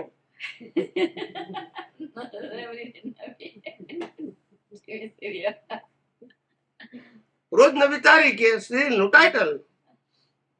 આજે 16, આજે 1 જુલાઈ પહેલું ટાઇટલ આજની સિરિયલ, 2 જુલાઈ બીજું સિરિયલ, 3 જુલાઈ ત્રીજી સિરિયલ. જોયા કરો ને. રોલ તો કુદરત નો છે. આપણે નાહક ના માની રહ્યા છે કે હું જીવી રહ્યો છું. કુદરત કે છે આ દુનિયામાં કોઈ પણ વ્યક્તિ જીવતી નથી, પ્રત્યેક મોમેન્ટે વિધાઉટ ચોઇસ મરી રહી છે. યસ કે નો? True. Every moment. અને ચોઇસ વગર.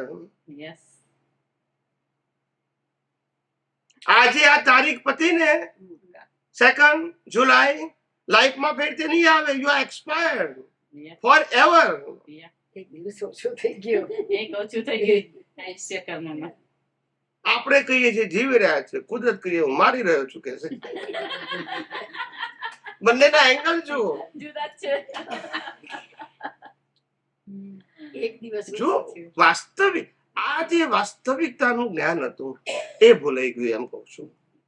ને સામાજિક અને ધાર્મિક જ્ઞાન પાકું કરી નાખ્યું. આરતી કરવું, પૂજા કરવું, આ કરવું, તે કરવું. એટલે પણ જેમ છે એમ જાણો તો ખરા. કરવાની કોઈ ના નથી કહેતો, પણ વાસ્તવિકતા તો જાણો. પણ એ કોઈને રસ નથી. બર્થડે પાર્ટી કેટલી ઉજવીએ નહીં? વિચાર કરીએ છીએ કે બર્થડે ગયો ઇટ મીન્સ કે એક વર્ષ ગયું, ઓછું ઓછું થયું. આયુષ્ય કરવામાં એક વર્ષ ઓછું થયું એવું નથી થતું. હા, હું 80 વર્ષનો થયો. આનંદ મને- કરે. એમ નહીં કે મારા 80 વર્ષ ગયા જીવનના. મને ઘણા લોકો કે સ્વામીજી હું આત્મા છું એવું તો માનવામાં આવે છે, હા. સમજવામાં આવે છે. અને આ મન વચન કાયા મારા નથી અને મારા હાથમાં નથી એવું બુદ્ધિથી પણ સમજાય છે. પણ એ જાગૃતિમાં રહેવું અઘરું શક્ય છે. That's true. એ જ વાત. That is true.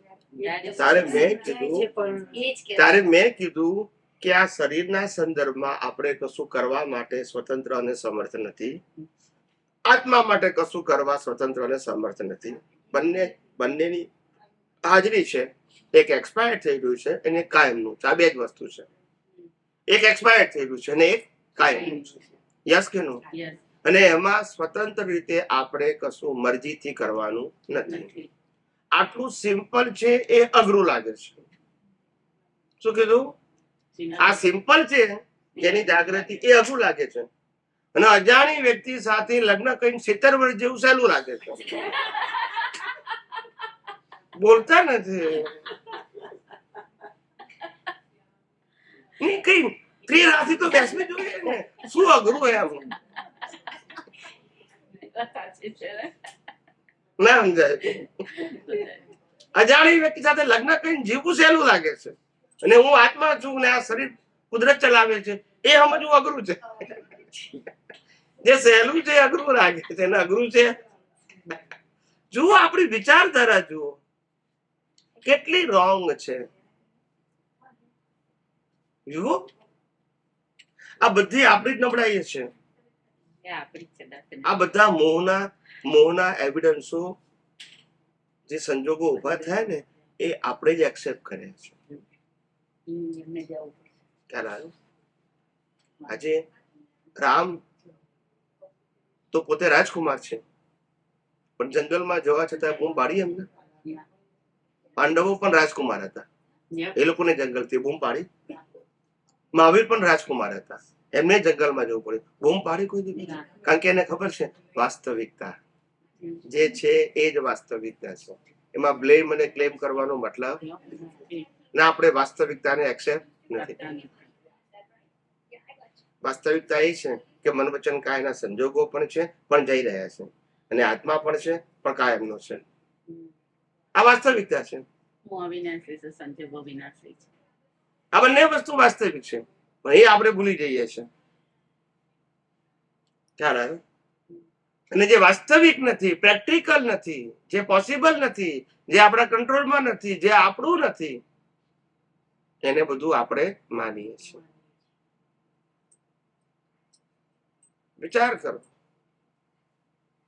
કેવી દશા, કઈ રીતે તમને વિજ્ઞાન સમજાય? વિજ્ઞાન એટલે આ જગતની વાસ્તવિકતા. વિજ્ઞાન કોઈ ચમત્કારિક વિજ્ઞાનની વાત નથી કરતો. જે ફેક્ટ છે, જે પ્રેક્ટિકલ છે, જે લોજિકલ છે, એની વાત કરું છું. કારણ કે ન માનવાથી પણ બદલાવાનું ન માનવાથી બદલાવાનું નથી. અત્યારના દિવસોને હું નથી માનતો, હું તો રાત માનું છું, તો રાત થઈ જાય. નથી માનતો એ તારું અજ્ઞાન છે. જે સનાતન સત્ય ન માનવું એ જ અજ્ઞાન. તું શરીર નથી, તું આત્મા જ છો. ભલે તું માને કે હું શરીર છું, તો પણ એ અજ્ઞાન છે તારું. તું શરીર છું જ નહીં. શરીર કુદરતનું હતું, કુદરતનું છે, અને એની રાખ પણ કુદરત પાસે જ રહેશે. માનો કે યસ કે નો? ને સત્તા, સંપત્તિ, સંબંધ, સાધન મારા મારા માનો, મૂકીને જવાનું કમ્પલસરી, ઓપ્શન નથી. બોલતા નથી. તો જે વાસ્તવિકતા છે એને સ્વીકારવામાં શું વાંધો છે? વાસ્તવિકતા છે એને વાસ્તવિકતા છે, આપણે સમજી શકીએ છીએ, જોઈ શકીએ છીએ, અનુભવી શકીએ છીએ, તો પછી વાંધો શું સ્વીકારવામાં? પછી કે ખરેખર આ બધી વસ્તુ કુદરતની છે. જ્યાં શરીર જ કુદરતનું હોય, હવા, પાણી, ખોરાક કુદરતના હોય, આપણું શું હોય? આપણું કે શરીર મારું નથી, પણ મકાન તો મારું. કેટલી ભ્રાંતિ! શરીર નહીં પણ દાગીનો તો મારો જ છે. કેટલી ભ્રાંતિ! પછી કે મને વિજ્ઞાન કેવી રીતે? પછી ભ્રાંતિની અંદર તમને કેવી રીતે ખબર પડે કે વાસ્તવિકતા શું છે? આપણે તો કુવામાંનો દેડકો, એ દેડકાને એમ લાગે આ દુનિયા ગોળ છે, એના ઉપર દેખાય છે એટલી જ છે, ઉપર આકાશ, નીચે પાણી, આટલી જ દુનિયા છે. બહાર એને ખબર, કારણ કે કુવામાંનો છે. એમાં આપણે પણ કુવામાંના દેડકા જેવા છે. આપણે આટલું જાણીએ છીએ વર્તુળ, બસ એ જ દુનિયા જેવું માનીએ છીએ, પણ એવું છે? કેવી ભ્રાંતિ! અને જ્ઞાનીઓ ભ્રાંતિ કાઢવાનું કે છે. જ્ઞાનીઓ તમારું બાહ્ય જીવન બદલવાની, ફેરવવાની, સુધારવાની વાત નથી કરતા, પણ તમારી દ્રષ્ટિ છે એને પરફેક્ટ કરો. તમારી દ્રષ્ટિ છે એને પ્રેક્ટિકલ કરો. તમારી દ્રષ્ટિને વાસ્તવિક કરો, જેથી તમે સ્થિર જીવન જીવી શકો. જ્ઞાન દર્શને કરી. કેવું કરીને? વ્યવહારે કરીને તો અસ્થિર જ રહેવાનું, પણ જ્ઞાન દર્શન કરીને સ્થિર રહેશો. કેમ? કારણ કે તમને ખબર છે જે અસ્થિર છે એ હું, જે મરી રહ્યું છે એ હું, અને જે આવે છે ને જાય છે એ પણ હું. હું તો હતો, છું અને રહેવાનો છું. માટે આ જે ટેમ્પરરી છે, આની સાથે સંકળાયેલું ટેમ્પરરી છે, એ હું નથી અને મારું પણ નથી. હવે આ વાતને એક્સેપ્ટ કરવામાં અને અવેરનેસ રાખવામાં શું વાંધો છે? આપણે કીધું કે આ છોડી દો, આ છોડી દો, આ બદલી નથી કેતા, પણ જાગૃતિ રાખો ને કે આ જે છે તે હું નથી, અને આને ચલાવતો પણ હું ને એની સાથે સંકળાયેલી સત્તા, સંપત્તિ, સંબંધ, સાધન મારા બધી ગયું. ખાલી દ્રષ્ટિમાં રાખવાનું કહું છું, ફિઝિકલી ચેન્જ કરવાનું નથી. સમજાય છે? જાગૃતિનો પ્રશ્ન છે. મેલ તો રામને હતો, કૃષ્ણને હતો, મહાવીરનો હતો, પણ માલિકી નથી ને. ના, આપણે તો ભાડાનું ઘર પણ આપણું છે ને, બોલતા નથી. ભજન છે ને, ભાડાના મકાનનો માલિક થઈ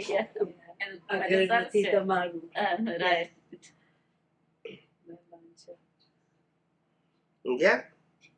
એટલે સમજવાનું છે, અનાદિકાળથી આપણે આ જ કરીએ છીએ. અનાદિકાળથી કેટલા અવતારો ગયા.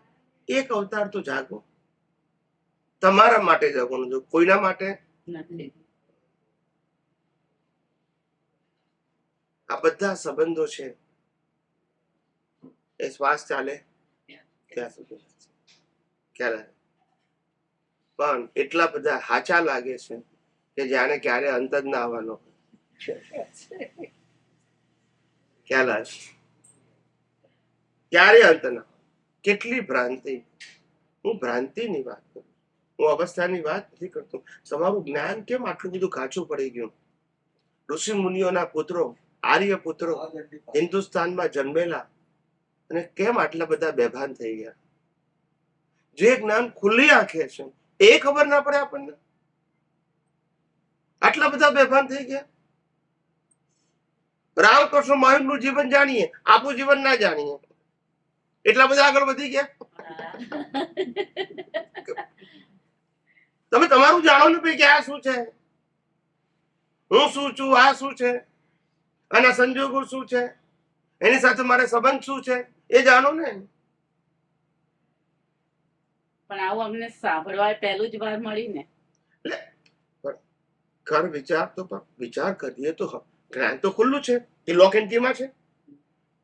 આ હું જે પૂછું કે લોક એન્ડ કીમાં છે, પ્રશ્ન દ્રષ્ટિનો જ છે ને. ખાલી હું જે બોલું છું એ છે જ ને. હું તમને કહું છું એટલે તમને ખબર પડે છે, પણ હું ના કહું તો નથી. તો પછી પ્રશ્ન દ્રષ્ટિનો જ છે ને. તો પછી કોઈ વસ્તુ ખાનગી હોય ને હું કહેતો આવું તો બરાબર કે મને ખબર નથી કારણ કે આ વસ્તુ મને દેખાતી નથી. આ તો દેખાય છે, ખાલી આપણે સમજવાની જ હતી. આજે સવારે જ આપણે મંદિરે ગયા ત્યારે અમે બે જ વાત કરતા હતા, ઉભા હતા. એટલે મેં કીધું હું નાની હતી ને તો મને મમ્મી પપ્પા મંદિર લઈ જતા હતા, તો હું મારા પપ્પાને કાયમ કહું, મેં કીધું પપ્પા RS નો પથ્થરો પણ આપણા પૈસાથી ખરીદ્યો, મંદિરે આપણા પૈસાથી બાંધ્યું, પૂજારીને આપણે પૈસાથી હાયર કર્યો, અને મંદિરમાં જવાનું આપણે પૈસા નાખવાના, ભોગે આપણે ચડાવવાનો, મૂર્તિની પૂજા પણ આપણે કરવાની. તો જ્યાં આપણા જ પૈસાથી બધું બંધાય છે ને એની સામે આપણે દર્શન કરવા જવાનું? એના કરતા હું મારી રીતે દર્શન ના કરું. એટલે મારા પપ્પા કે મને ની સમજણ નથી પડતી તારી. હવે આજે મને ખબર પડી. વિચાર કરો કઈ રીતે છે માણસને. પણ એટલે મારો કહેવાનો મતલબ શ્રદ્ધાનું પણ એક લેવલ છે, ખોટું છે એવું નથી કહેતા, પણ શ્રદ્ધાની ઉપર સિદ્ધાંત છે. એ સિદ્ધાંત સમજશો તો કાયમનો ઉકેલ છે, ને શ્રદ્ધાથી ટેમ્પરરી સોલ્યુશન છે. સમજાય છે? એટલે કાયમી ઉકેલ તો લાવવો પડશે ને આપણે સાદી વસ્તુમાં. આટલું બધું મોહ રાખીને, આટલું બધું માલિકી કરીને, આટલું બધું કરતાપણું કરીને, આટલું બધું ભોગતા કરીને શું એચીવ કરવું છે? આ જીવન જન્મીએ, જીવીએ અને મરીએ છે, શું પ્રાપ્ત કરવા માટે જીવીએ છે? બોલો મને. નોકરી કરીએ છીએ પગાર માટે, બિઝનેસ કરીએ છીએ પ્રોફિટ માટે, લાઈફ શેના માટે છે મને કહો? મેં કહી દીધું નોકરી કરો છો એટલે તમને પગાર મળે છે after finish your job of 1 month or 1 week, correct? તમે બિઝનેસ કરો છો તો વર્ષે તમને પ્રોફિટ મળે છે, correct? And of the year. તો એન્ડ ઓફ ધ લાઈફ તમે શું એચીવ કરો છો એ મને કહો. તમે શું એચીવ કરો છો? આત્મા પ્રાપ્ત કરવાનું નથી પૂછતો, તમે શું પ્રાપ્ત કરો છો?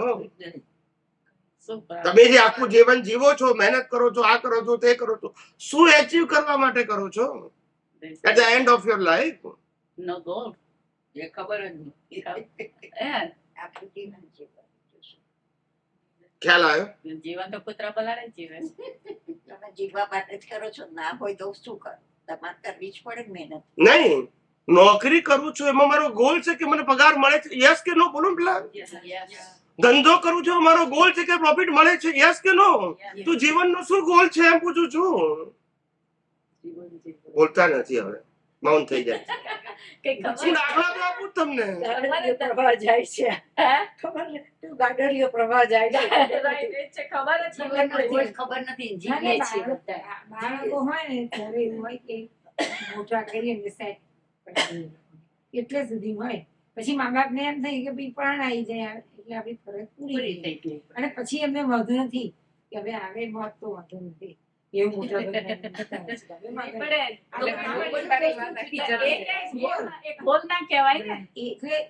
એક ગોલથી જીવે છે વ્યવહારિક. મેં પ્રશ્ન શું પૂછ્યો? કે લાઈફ નો ગોલ એટલે એન્ડ ઓફ ધ લાઈફ તમે જે એચીવ કરો છો એને goal. End of the week તમે સેલરી મેળવો છો, goal. End of the year profit મેળવો છો એ goal, end of the life તમે શું મેળવો છો એ ગોલ બતાવો મને. કઈ જ નહીં.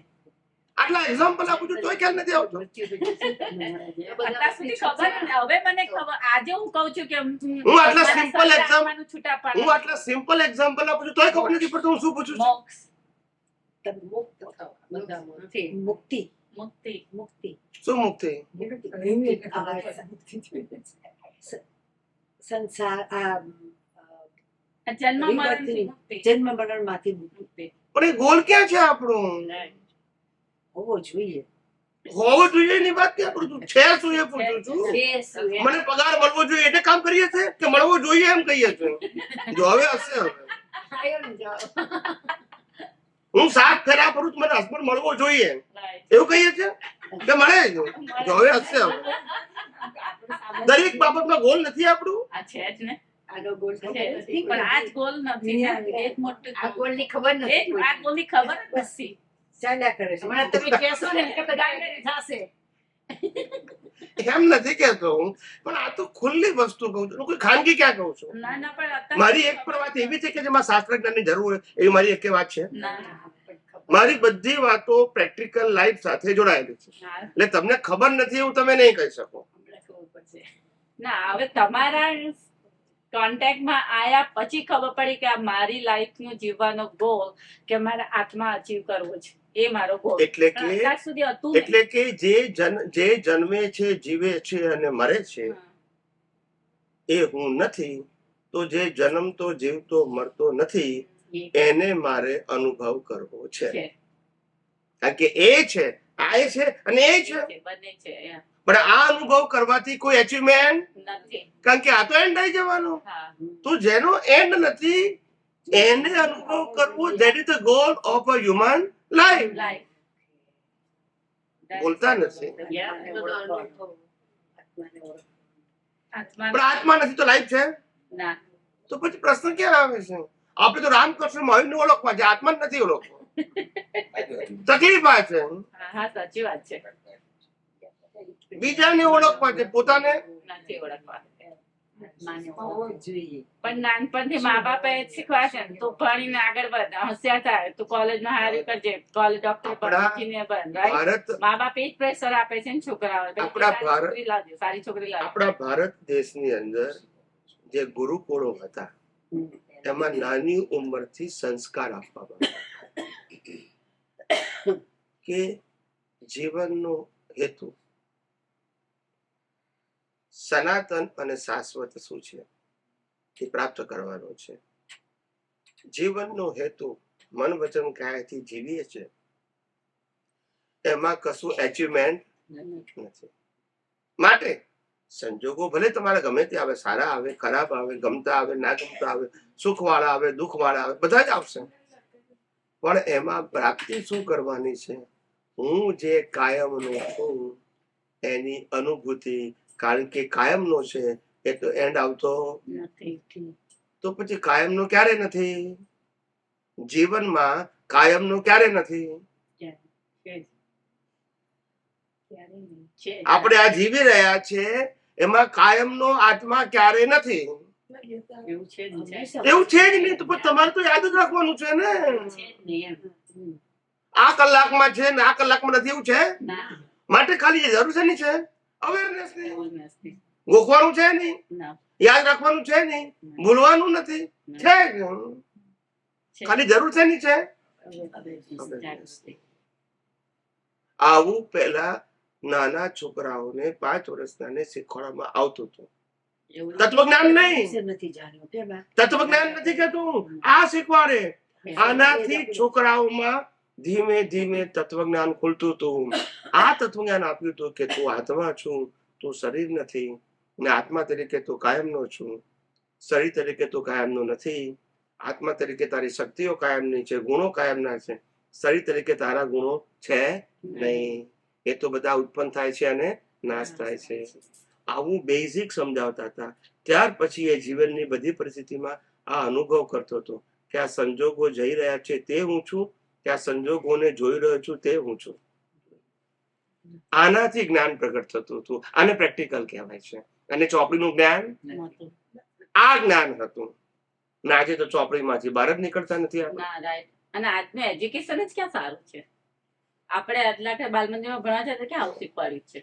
તમે બાલ ઇવન મંદિરમાં દર્શન કરવા છે ત્યાં ક્યાં આવું શીખવાડે છે. આટલી મોટું નવચંડીનો યજ્ઞ થતો ત્યારે ક્યાં કે છે સ્વાહા સ્વાહા ક્યાં છે, પણ સ્વાહા શું સ્વાહા કરવાનું છે જ નથી ખબર. તમારી જોડેથી જાણતા કે આ સ્વાહા કરવાનું. મંદિરમાં જઈએ છીએ રવિવારે કે શનિવારે, બરાબર છે, તો પૂજારી બધાને જોઈને હસે છે. પૂજારી બધાને જોઈને હસે છે. ના મૂર્ખા નહીં, ભિખારી આવ્યા. ખરેખર એક ભિખારી એક ભિખારી હતો ને તે વારે ભીખ માંગતો હતો. તે ભિખારી કે શેઠ આ મોટો દિવસ છે, મને કે $2-5 આપો. શેઠ કે અટો કટો છું તો ભીખ કેમ માંગે છે કે છે, કામ કર કે છે. ખ્યાલ આવ્યો? તો કે છે મને કેન્સર થયું છે, મારે મરી જવાનું છે, તો હું કેવી રીતે કામ કરી શકું, મારી પાસે શક્તિ નથી. દેખાવું છું સીધું સાધું, પણ કેન્સર થઈ ગયું છે અને કેન્સર કરવાના મારી પાસે પૈસા નથી. તો કે છે કે કામ કરે તો કેટલું સારું.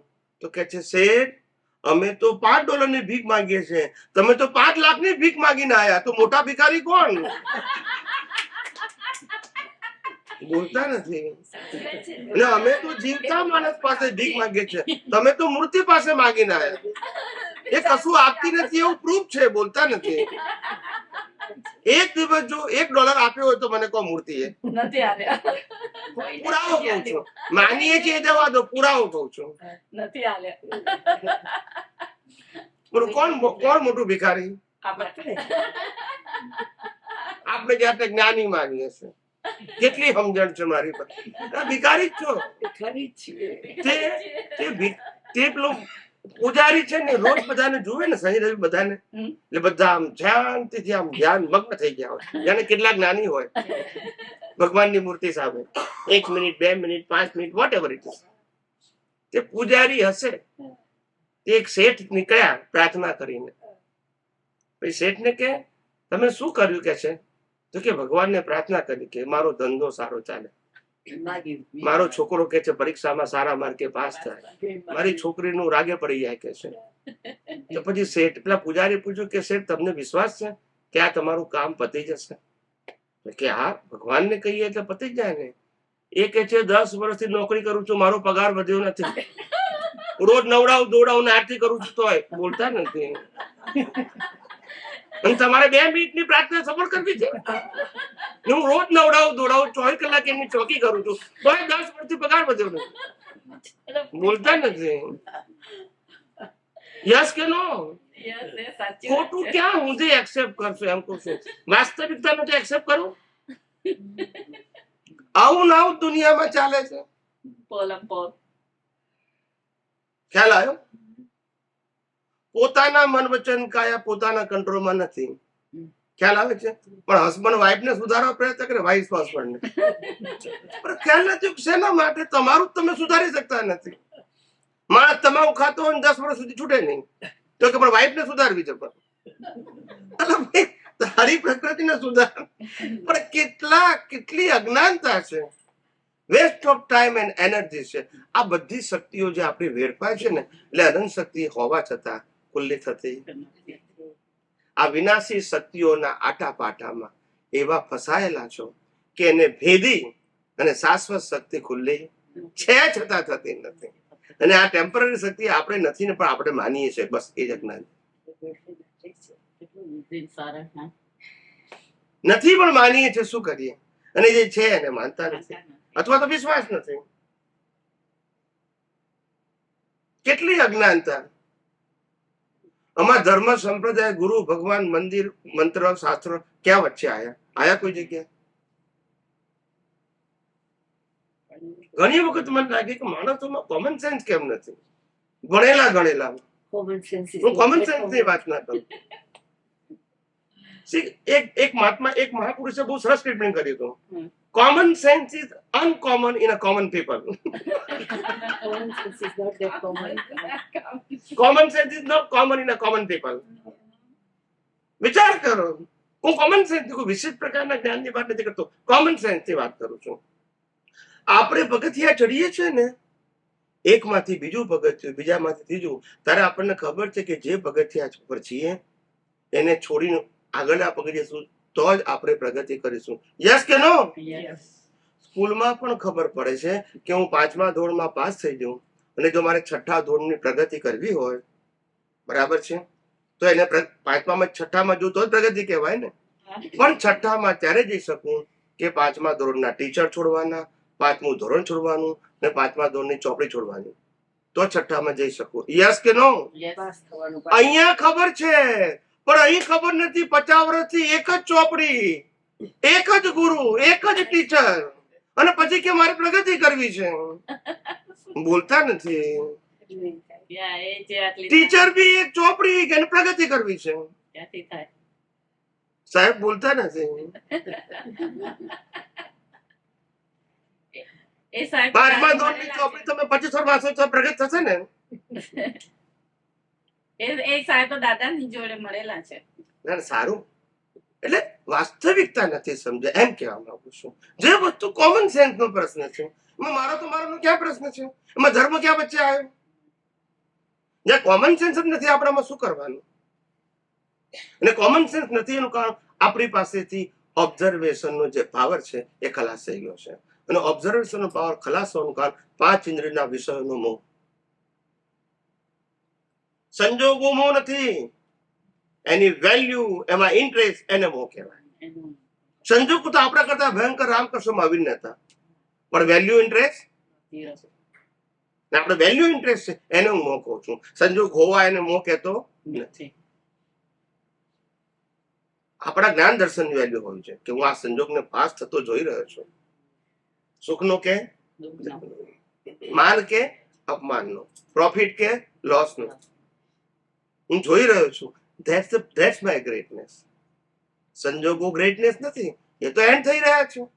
હું એને પસાર થતા જોઈ રહ્યો છું કે બાળપણમાં આમ બન્યું હતું, યુવાનીમાં આમ બન્યું, ઘડપણમાં આમ બની રહ્યું છે. એ હું જોનારો છું. હું શાશ્વત છું, જો અવસ્થાઓને જોઈ શકું છું. તો કિંમત મારી છે કે અવસ્થાની છે? અને કરીએ છે યસ કે નો? બોલો. હવે આ વાત કોણ કરે? ચોપડી વાળા તો કરે જ નહીં. કરે? ચોપડી વાળા કરે આ વાત? તમારા જેવા ક્યાંક અમને મળી ગયા. અમે બહુ ભાગ્યશાળી છે, આ બધા હોલમાં બેઠા છે બધા, ત્યાં જ્યાં જાણવા મળ્યું છે. વાસ્તવિકતા નથી સમજતા, એનો મને પ્રશ્ન છે. તમે શું કયો ધર્મ પાળો છો, તમારા ગુરુ કયા, ભગવાન કયા, તમારી રિચ્યુઅલ્સ કઈ, એ મારો વિષય જ નથી. મારો વિષય છે બી પ્રેક્ટિકલ. તમને જ્યાં સુધી તમારું 80, 90, 100 વર્ષનું આયુષ્ય છે ત્યાં સુધી જીવતા રાખવાનું અને હવા, પાણી, ખોરાક આપવાની જવાબદારી કુદરતની બાઉન્ડેડ છે. બાઉન્ડેડ ખ્યાલ આવે છે? માટે એના માટે ફિકર કરવાની જરૂર નથી. The nature is responsible to survive you because of your karma, because of your suffering of your karma, and because of your total આયુષ્ય કર્મ. તમે આયુષ્ય કર્મ પેલા મરી પણ ના શકો. મરી શકો? ના મરી શકો. તો મરી ના શકીએ, મને જીવતા રાખવાની છે, તો જીવવા માટે મારે ચિંતા કેમ કરવાની?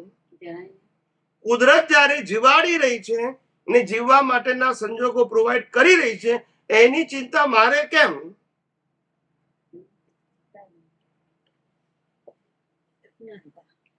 વિચાર કરો. જે કામ કુદરત કરી રહી છે, કાલે શું થવાનું છે આપણને ખબર નથી, પણ કુદરત સંજોગ આપશે. આપશે કે નહીં આપે? તો જે કામ કુદરત કરે છે એનું ટેન્શન આપણને કેમ છે? We are the observer only. Every day we are the observer. We are not sufferer. We are not owner, and we are not doer too. We are only observer. જન્મ, જીવન, મૃત્યુ શરીરનું છે, અને જન્મ, જીવન, મૃત્યુના સંજોગો કુદરત આપે છે. નથી હું શરીર, નથી હું સંજોગો. મને ટેન્શન કેમ? જન્મ્યું ત્યારે મા બાપ પણ મેં સિલેક્ટ નથી કર્યા. યસ કે નો? ભાઈ બહેન પણ સિલેક્ટ, રહેવાનું ઘર અને ધર્મ પણ સિલેક્ટ. અને જીવનની અંદર જે સંજોગો આયા, સગાવાલા, મિત્રો, પડોશી, નોકરી, ધંધો, એજ્યુકેશન, આ જે મળ્યું એ મારું સિલેક્શન નથી, મારા સંજોગો છે. મારે ત્યાં જવું પડ્યું છે, મારી ચોઈસ. ને લગ્ન કર્યા પછી આખું જીવન મારે જીવવું પડ્યું છે, ચોઈસ. અને મારા હાથ પગ સારા ના હોય, કમર સારી ના હોય, આંખો સારી ના હોય, ખ્યાલ આવ્યો, હમણાતું ના હોય, દેખાતું ના હોય, બોલાતું ના હોય, ચલાતું ના હોય, તો પણ મારે જીવવું પડશે. તો આ બધી વસ્તુની પ્રક્રિયા જે ઓટો મોડ ચાલી રહી છે વિધાઉટ અવર ચોઈસ, એને તમે સફરિંગ કેમ માનો છો? ઓબ્ઝર્વર કેમ માનતા નથી? સફરિંગ ક્યારે હોય કે it is in your control. આ તો બધું પાસ થઈ રહ્યું છે. જેમ 3 કલાકની ફિલ્મ જોઈએ, એમાં જન્મ આવે, જીવન આવે ને મૃત્યુ આવે ને બધા સંજોગો આવે કે નહીં, પણ આપણે શું કરીએ છીએ? યસ કે નો? તો આપણને કઈ થાય છે? ફિલ્મનો એન્ડ આવે, આપણો એન્ડ આવે છે? એમ આનો એન્ડ આવે તો આપણો તો એન્ડ આવવાનો નથી. આ મનપસંદ કાયની ફિલ્મ છે. પેલી 3 કલાકની ફિલ્મ છે, આ 3 અવસ્થાની ફિલ્મ છે. બચપન, યુવાની ને બુઢાપા, અહીંયા 3 અવસ્થા છે. પેલા 3 કલાકની ફિલ્મ છે, પણ ફિલ્મ જ છે ને. એન્ડ આયા પછી આગળ કશું આવતું બોલતા નથી. તો ફિલ્મને જોવાની છે કે ફિલ્મમાં રોલ કરવાનો છે? આપણું કામ ઓબ્ઝર્વર છે કે ડુઅર છે? બોલો. આપણે ત્યાં ફિલ્મમાં ડુઅર પણ નથી, ઓનર પણ નથી અને સફરર પણ નથી. યસ કે no? We are just only. તો આમાં પણ શું છે? આત્મા ઓનર પણ નથી, ડુઅર પણ નથી, સફરર નથી, ઓનલી. તેમાં વાંધો ક્યાં છે? યસ કે નો? આમાં ના સમજાતું હોય તો મને પૂછો. મારો કહેવાનો મતલબ, આપણે જે પ્રેક્ટિકલ સમજવાનું છે તે સમજતા નથી, અને જે વસ્તુ આપણે બિલકુલ સમજવાની નથી કારણ કે આપણા હાથમાં નથી, એમાં ઊંડા ઉતરીએ છીએ અને શક્તિઓ વેઠવી નાખીએ છીએ. જે આપણા હાથમાં નથી એની અંદર વિચારીને શું મતલબ? ઘણા માણસને એવું લાગે છે કે સ્વામીજી, અમારું જે જીવન છે, સામાજિક જીવન કો, કોમર્શિયલ જીવન કો, એજ્યુકેશન વાળું જીવન કો કે સોસાયટી વાળું જીવન કો, એ વિચાર્યા વગર કેમનું જીવાય? એવું બુદ્ધિશાળી માણસો મને પ્રશ્ન પૂછે છે. ત્યારે હું કહું છું કે તમે વિચારીને જે જીવન જીવો છો એ પ્રમાણે થાય છે? માટે વિચાર કરતા નથી, વિચાર આવે છે. પણ તમે માનો છો હું કરું છું, બસ આ તમારું અજ્ઞાન છે. વિચાર આવે છે એનો વાંધો નથી, પણ કરું છું ને એ અજ્ઞાન છે. તમે આ જીવનમાં જે કંઈ પણ બનવાનું છે એના માટેનું મન, બુદ્ધિ, ચિત્ત, અહંકારની પ્રોસેસર એ તમે ગયા અવતારનું લઈને આવ્યા છો, ને એ પ્રમાણે 12મી અવસ્થામાં એ કામ કરવાનું છે. એ પણ ઓટો મોડ છે. પણ આપણે મને છે હું વિચારું છું, મારી બુદ્ધિ છે, બસ આ અજ્ઞાન છે. અને આ અજ્ઞાન વાળી દ્રષ્ટિને કાઢવાની વાત કરું છું, સંજોગો બદલવાની વાત નથી કરતો. Change your vision. આધ્યાત્મ વિજ્ઞાન, spiritual science is art of thought, speech અને એક્શન. એની વાત કરતો ને દુનિયાના કોઈ પણ ધર્મગુરુ આ વાતો નહીં કરે. એની પાસે એક જ સબ્જેક્ટ છે, ચોપડી. એ લખ્યું છે અમારે બોલવાનું, બસ. ના સમજાયું. અને રામકૃષ્ણ મારી ચોપડીમાં નથી બોલ્યા એ પણ આપણને ખબર છે, બોલતા નથી. ને ચોપડીમાંથી જે બોલે છે એને અનુભવ નથી, એ પણ પ્રૂવ થાય છે. પ્રૂવ ખ્યાલ આવી ગયો ને?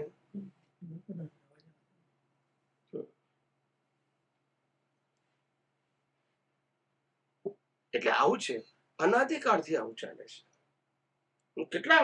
હું જોયા કરું છું કે આટલા બધા બુદ્ધિશાળી માણસો અલગ અલગ ફિલ્ડમાં, પણ કોમન સેન્સ કેમ નથી? બુદ્ધિ છે in his own field, master છે એ લોકો, એ ના નથી કહેતો. ખ્યાલ, કોમન સેન્સ નથી. કોમન સેન્સ એટલે એનો મિનિંગ ખબર છે?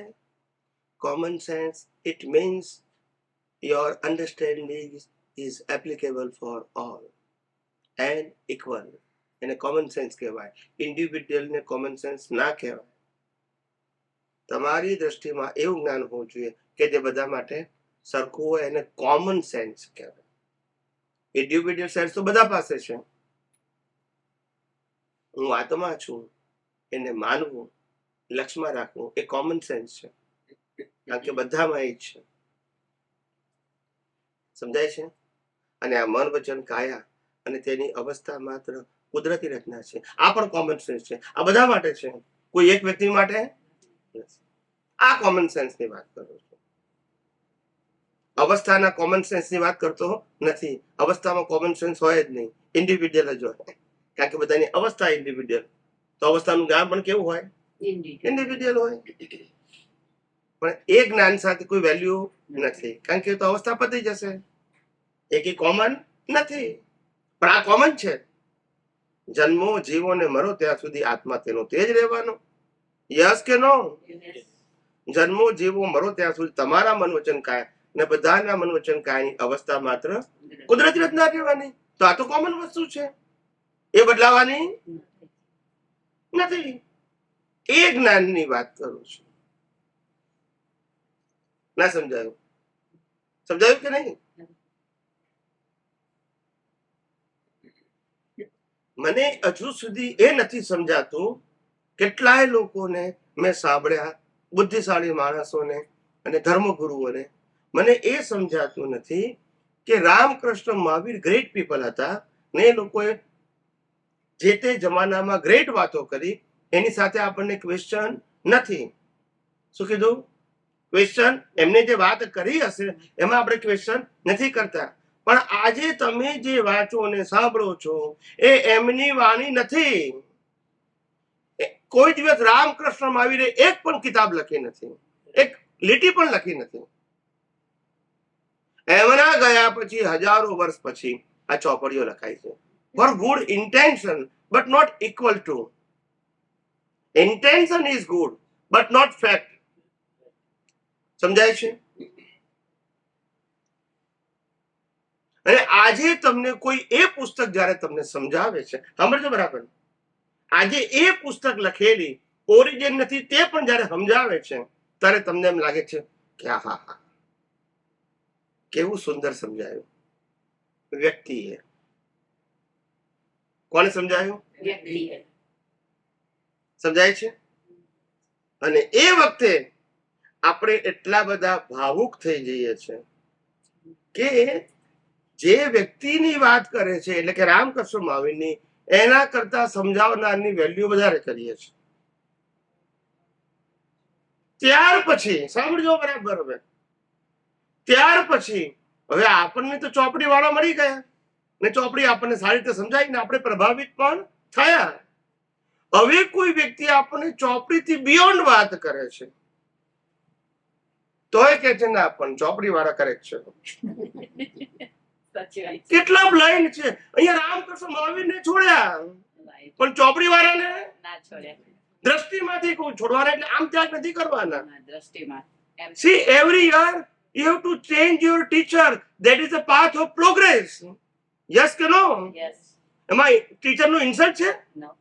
હું 5મા ધોરણના ટીચર છોડીને 6ઠા ધોરણમાં જઉં એ ટીચર નું અપમાન છે ના. કે પ્રોગ્રેસ માટે છે? પ્રોગ્રેસ. તો અહીંયા કેમ ખબર નથી પડતી? બોલતા નથી. રામકૃષ્ણ મહાવીરને છોડીએ પણ કે ચોપડી વાળાને ના છોડીએ. એટલે બિલીવ એટલી ગાઢ કરી દીધી એમને- ચોપડી વાળા જોડે. Try to understand the fact. પણ It is not a matter of individual. It is a matter of common sense. એ જ મારી બધી વાતો કોમન સેન્સ ઉપર છે. ઇન્ડિવિડ્યુઅલ નથી. તમારે એકલા માટે બધા માટેનો આ પ્રશ્ન છે. ભાઈ આજે તમને જે ગાઈડ કરી રહ્યો છે, જેના આધારે તમને પ્રોગ્રેસ દેખાઈ રહ્યો છે, that is a great for you today. Right. Previously તે હતા, એના પહેલા રામકૃષ્ણ મહાવીરની મૂર્તિ હતી, હું ક્યાં ના પાડું છું, એના પહેલા શાસ્ત્ર હતા. It is okay, but subject to at that time, but not for all the times. અને ઓલ ધ ટાઈમ રહેશે તો તમારો પ્રોગ્રેસ નહીં થાય. સ્ટેપ છોડવું જ પડશે. આ જ પ્રગતિનો માર્ગ છે. પણ તેથી સ્ટેપ ખોટું છે એવું કહેતા નથી. એ સ્ટેપ ઉપરથી આપણે ઉપર વધ્યા. એ સ્ટેપથી respect for all step but awareness from the current step so that you can go in up. Now you understand મી?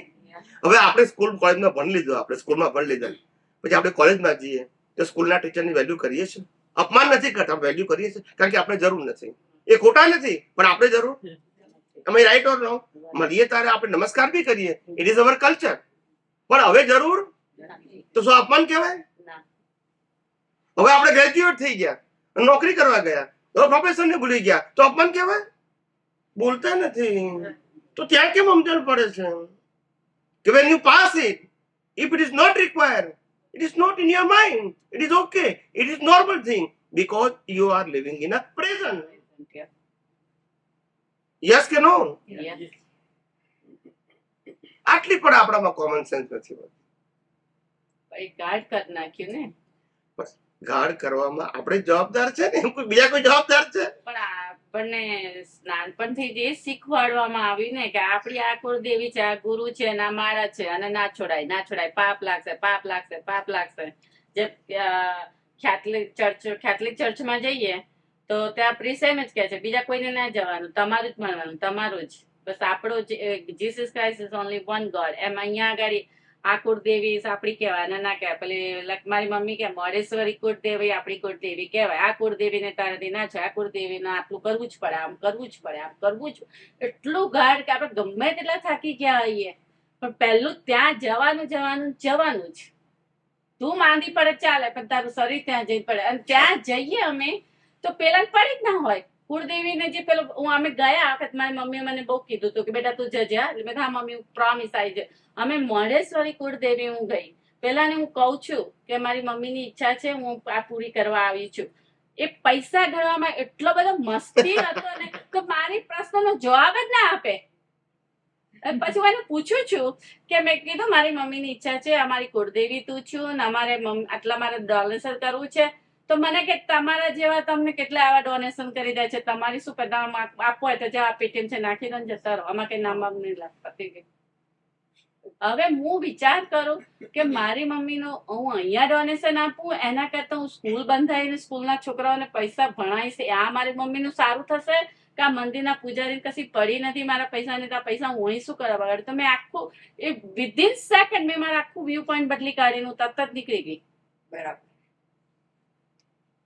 બોલો આ કુળદેવીના દર્શન કરે કેટલો આગ્રહ. એ તો આપણે વ્યવહારની વાત છે કે આપણે વ્યવહારમાં થોડા પ્રેક્ટિકલ થયા, પણ આપણે તો એવું કહેવા માંગીએ છીએ કે તમારી જે વિચારસરણી જે બદલાઈ અને તમે ત્યાં ગયા, તમારા બધાનું કહેવું, તમારે પ્રોમિસ આપવી, તમારે જવું, ત્યાં ગયા પછી દાન આપવાનું કીધું તો દાન આપવાના વિચાર કરવા અથવા પ્રેઝન્ટેશન કરવું, પછી એની બિહેવિયરથી તમારા સંજોગો બદલાવા અને તમે દાન બીજે આપ્યું. પણ આ આખી પ્રોસેસ કુદરતી રચના છે. ના એ વખતે મોમેન્ટ પણ હજી ઘણી વાર મનમાં વિચાર કે હવે આની અંદર એક મિનિટ, હવે આની અંદર રાગદ્વેષ કરવા એ આપણું અજ્ઞાન છે. ખ્યાલ આવે? When you see the person is doer, then your vision is responsible, not person. તમે એને કરતા માનો છો, એવું માનો છો કે કુદરતી કાનૂનથી ઉપર છે. આપણે તો માનીએ છીએ on the spot as a moment. પણ દ્રષ્ટિ તો ત્યાં જ ગઈ ને, પહેલું તે જ આવી. તો એટલા માટે કીધું કે આ ચર્મચક્ષુ વાળી દ્રષ્ટિ અને સનાતન દ્રષ્ટિ બે કેવી છે? આ પાંચ ઇન્દ્રિયોથી અનુભવાતી બધી વસ્તુ રિલેટિવ સત્ય છે અને જ્ઞાન દર્શન સનાતન સત્ય છે. એ અવેરનેસમાં આવવું જોઈએ. આ તો બધું નીકળવાનું જ છે. એકના માટે રાગ થાય, એકના માટે દ્વેષ થાય, એ તો થવાનું જ છે. આ નથી, પણ આપણે શું જોવાનું છે? એ રાગ દ્વેષ વાળા ભાગને પણ કુદરતી રચના. પણ મને અંદરથી એવો વિચાર એ જ મોમેન્ટ આવ્યો, ભલે કુદરતી રચના હતો તો પણ મને એ વિચાર આવ્યો કે કુળદેવીની જે મમ્મી પ્રત્યે જે બિલીફ હતી એ કેટલી એની સ્ટ્રોંગ બિલીફ હતી તે આજે એને મને આ ડિરેક્શન આપ્યું. હું ગઈ, બધું કર્યું, પછી મેં કુદરતી રચના જોઈ. મેં એમના મમ્મીના આત્માને મારા બાપે કહ્યું મમ્મી તારી ઈચ્છા હતી કુળદેવીમાં કરવાની જગ્યાએ હું તારા અને પપ્પાના નામે દર વર્ષે આટલા છોકરા ભણશે, એ બધું છે તમે સારું, વધુ એનો વાંધો નહીં. વ્યવહારમાં તમે જે કામ કર્યું છે પ્રેક્ટિકલ કર્યું છે, સારું કર્યું છે, પણ આપણે એનાથી ઉપર જવું છે. આપણો રિઝલ્ટ એમ કહેવા માંગુ છું. તમે જે કર્યું છે એ ખરાબ કર્યું છે એવું નથી કહેવા માંગુ, ના એની પણ એમાં પણ આપણે કરતા થવું નથી અને સામે આને કરતા જોવું નથી. આ બે વાત કરો. પણ એ જોવાઈ જાય છે એ પ્રોબ્લેમ પણ જોવાઈ જાય છે એ ભાગને પણ કુદરતી રચના જુઓ, બીકોઝ ઓફ પછી યાદ આવે છે, ઓપિનિયન moment કેરી યાદ ઓન ના ફ્રોમ ધ પ્રીવિયસ. પણ સ્વામીજી મોમેન્ટ યાદ ના આવી ને મારી વીકનેસ ને ત્યાં. ખ્યાલ આવ્યો? હા એ મોમેન્ટ યાદ ના જાય. જ્ઞાની પુરુષ દાદા ભગવાને કહ્યું છે હમ. કે એક બાજુ ભગવાન બુદ્ધને બેસાડો ને બીજી બાજુ ભગવાન મહાવીરને બેસાડો, તો વોટ ઇઝ ધ ડિફરન્સ? ત્યારે એમને કીધું કે અહીંથી કોઈ રોગિષ્ઠ માણસ જતો હોય હમ. તો ભગવાન બુદ્ધને દુઃખ થાય અને એ દુઃખ દૂર કરવા માટેનો ભાવ કરે અને સેકન્ડરી પછી પ્રયત્ન કરે. કરે. અને મહાવીર વિતરાગ હોય, એ જોઈ શકે. સેપરેશન. તો એની પાસે જ્ઞાન દર્શન છે, એની પાસે રિલેટિવ જ્ઞાન છે, ચર્મચક્ષુનું, ચર્મચક્ષુ. અને એમની પાસે જ્ઞાન ચક્ષુનું જ્ઞાન છે. જ્ઞાનચક્ષુ. Now you understand the difference? બે ડિફરન્ટ છે. એટલે બેમાંથી કઈ ખોટું જેવું નથી કહેતા. હા, વ્યવહારમાં રિલેટિવ છે તો બરાબર છે, હા. પણ નિશ્ચયમાં સનાતન સત્ય. સનાતન. સનાતન સત્યનું જ્ઞાન છે એને જ્ઞાન ચક્ષુ કહેવાય, અને લૌકિક જ્ઞાન છે એને ચર્મચક્ષુ કહેવાય. અને આખું જગત ચર્મચક્ષુના જ્ઞાનમાં ફસાયેલું છે. ફસાયેલું છે. એમાંથી આપણે શું કરવાનું છે? above beyond જવાનું છે.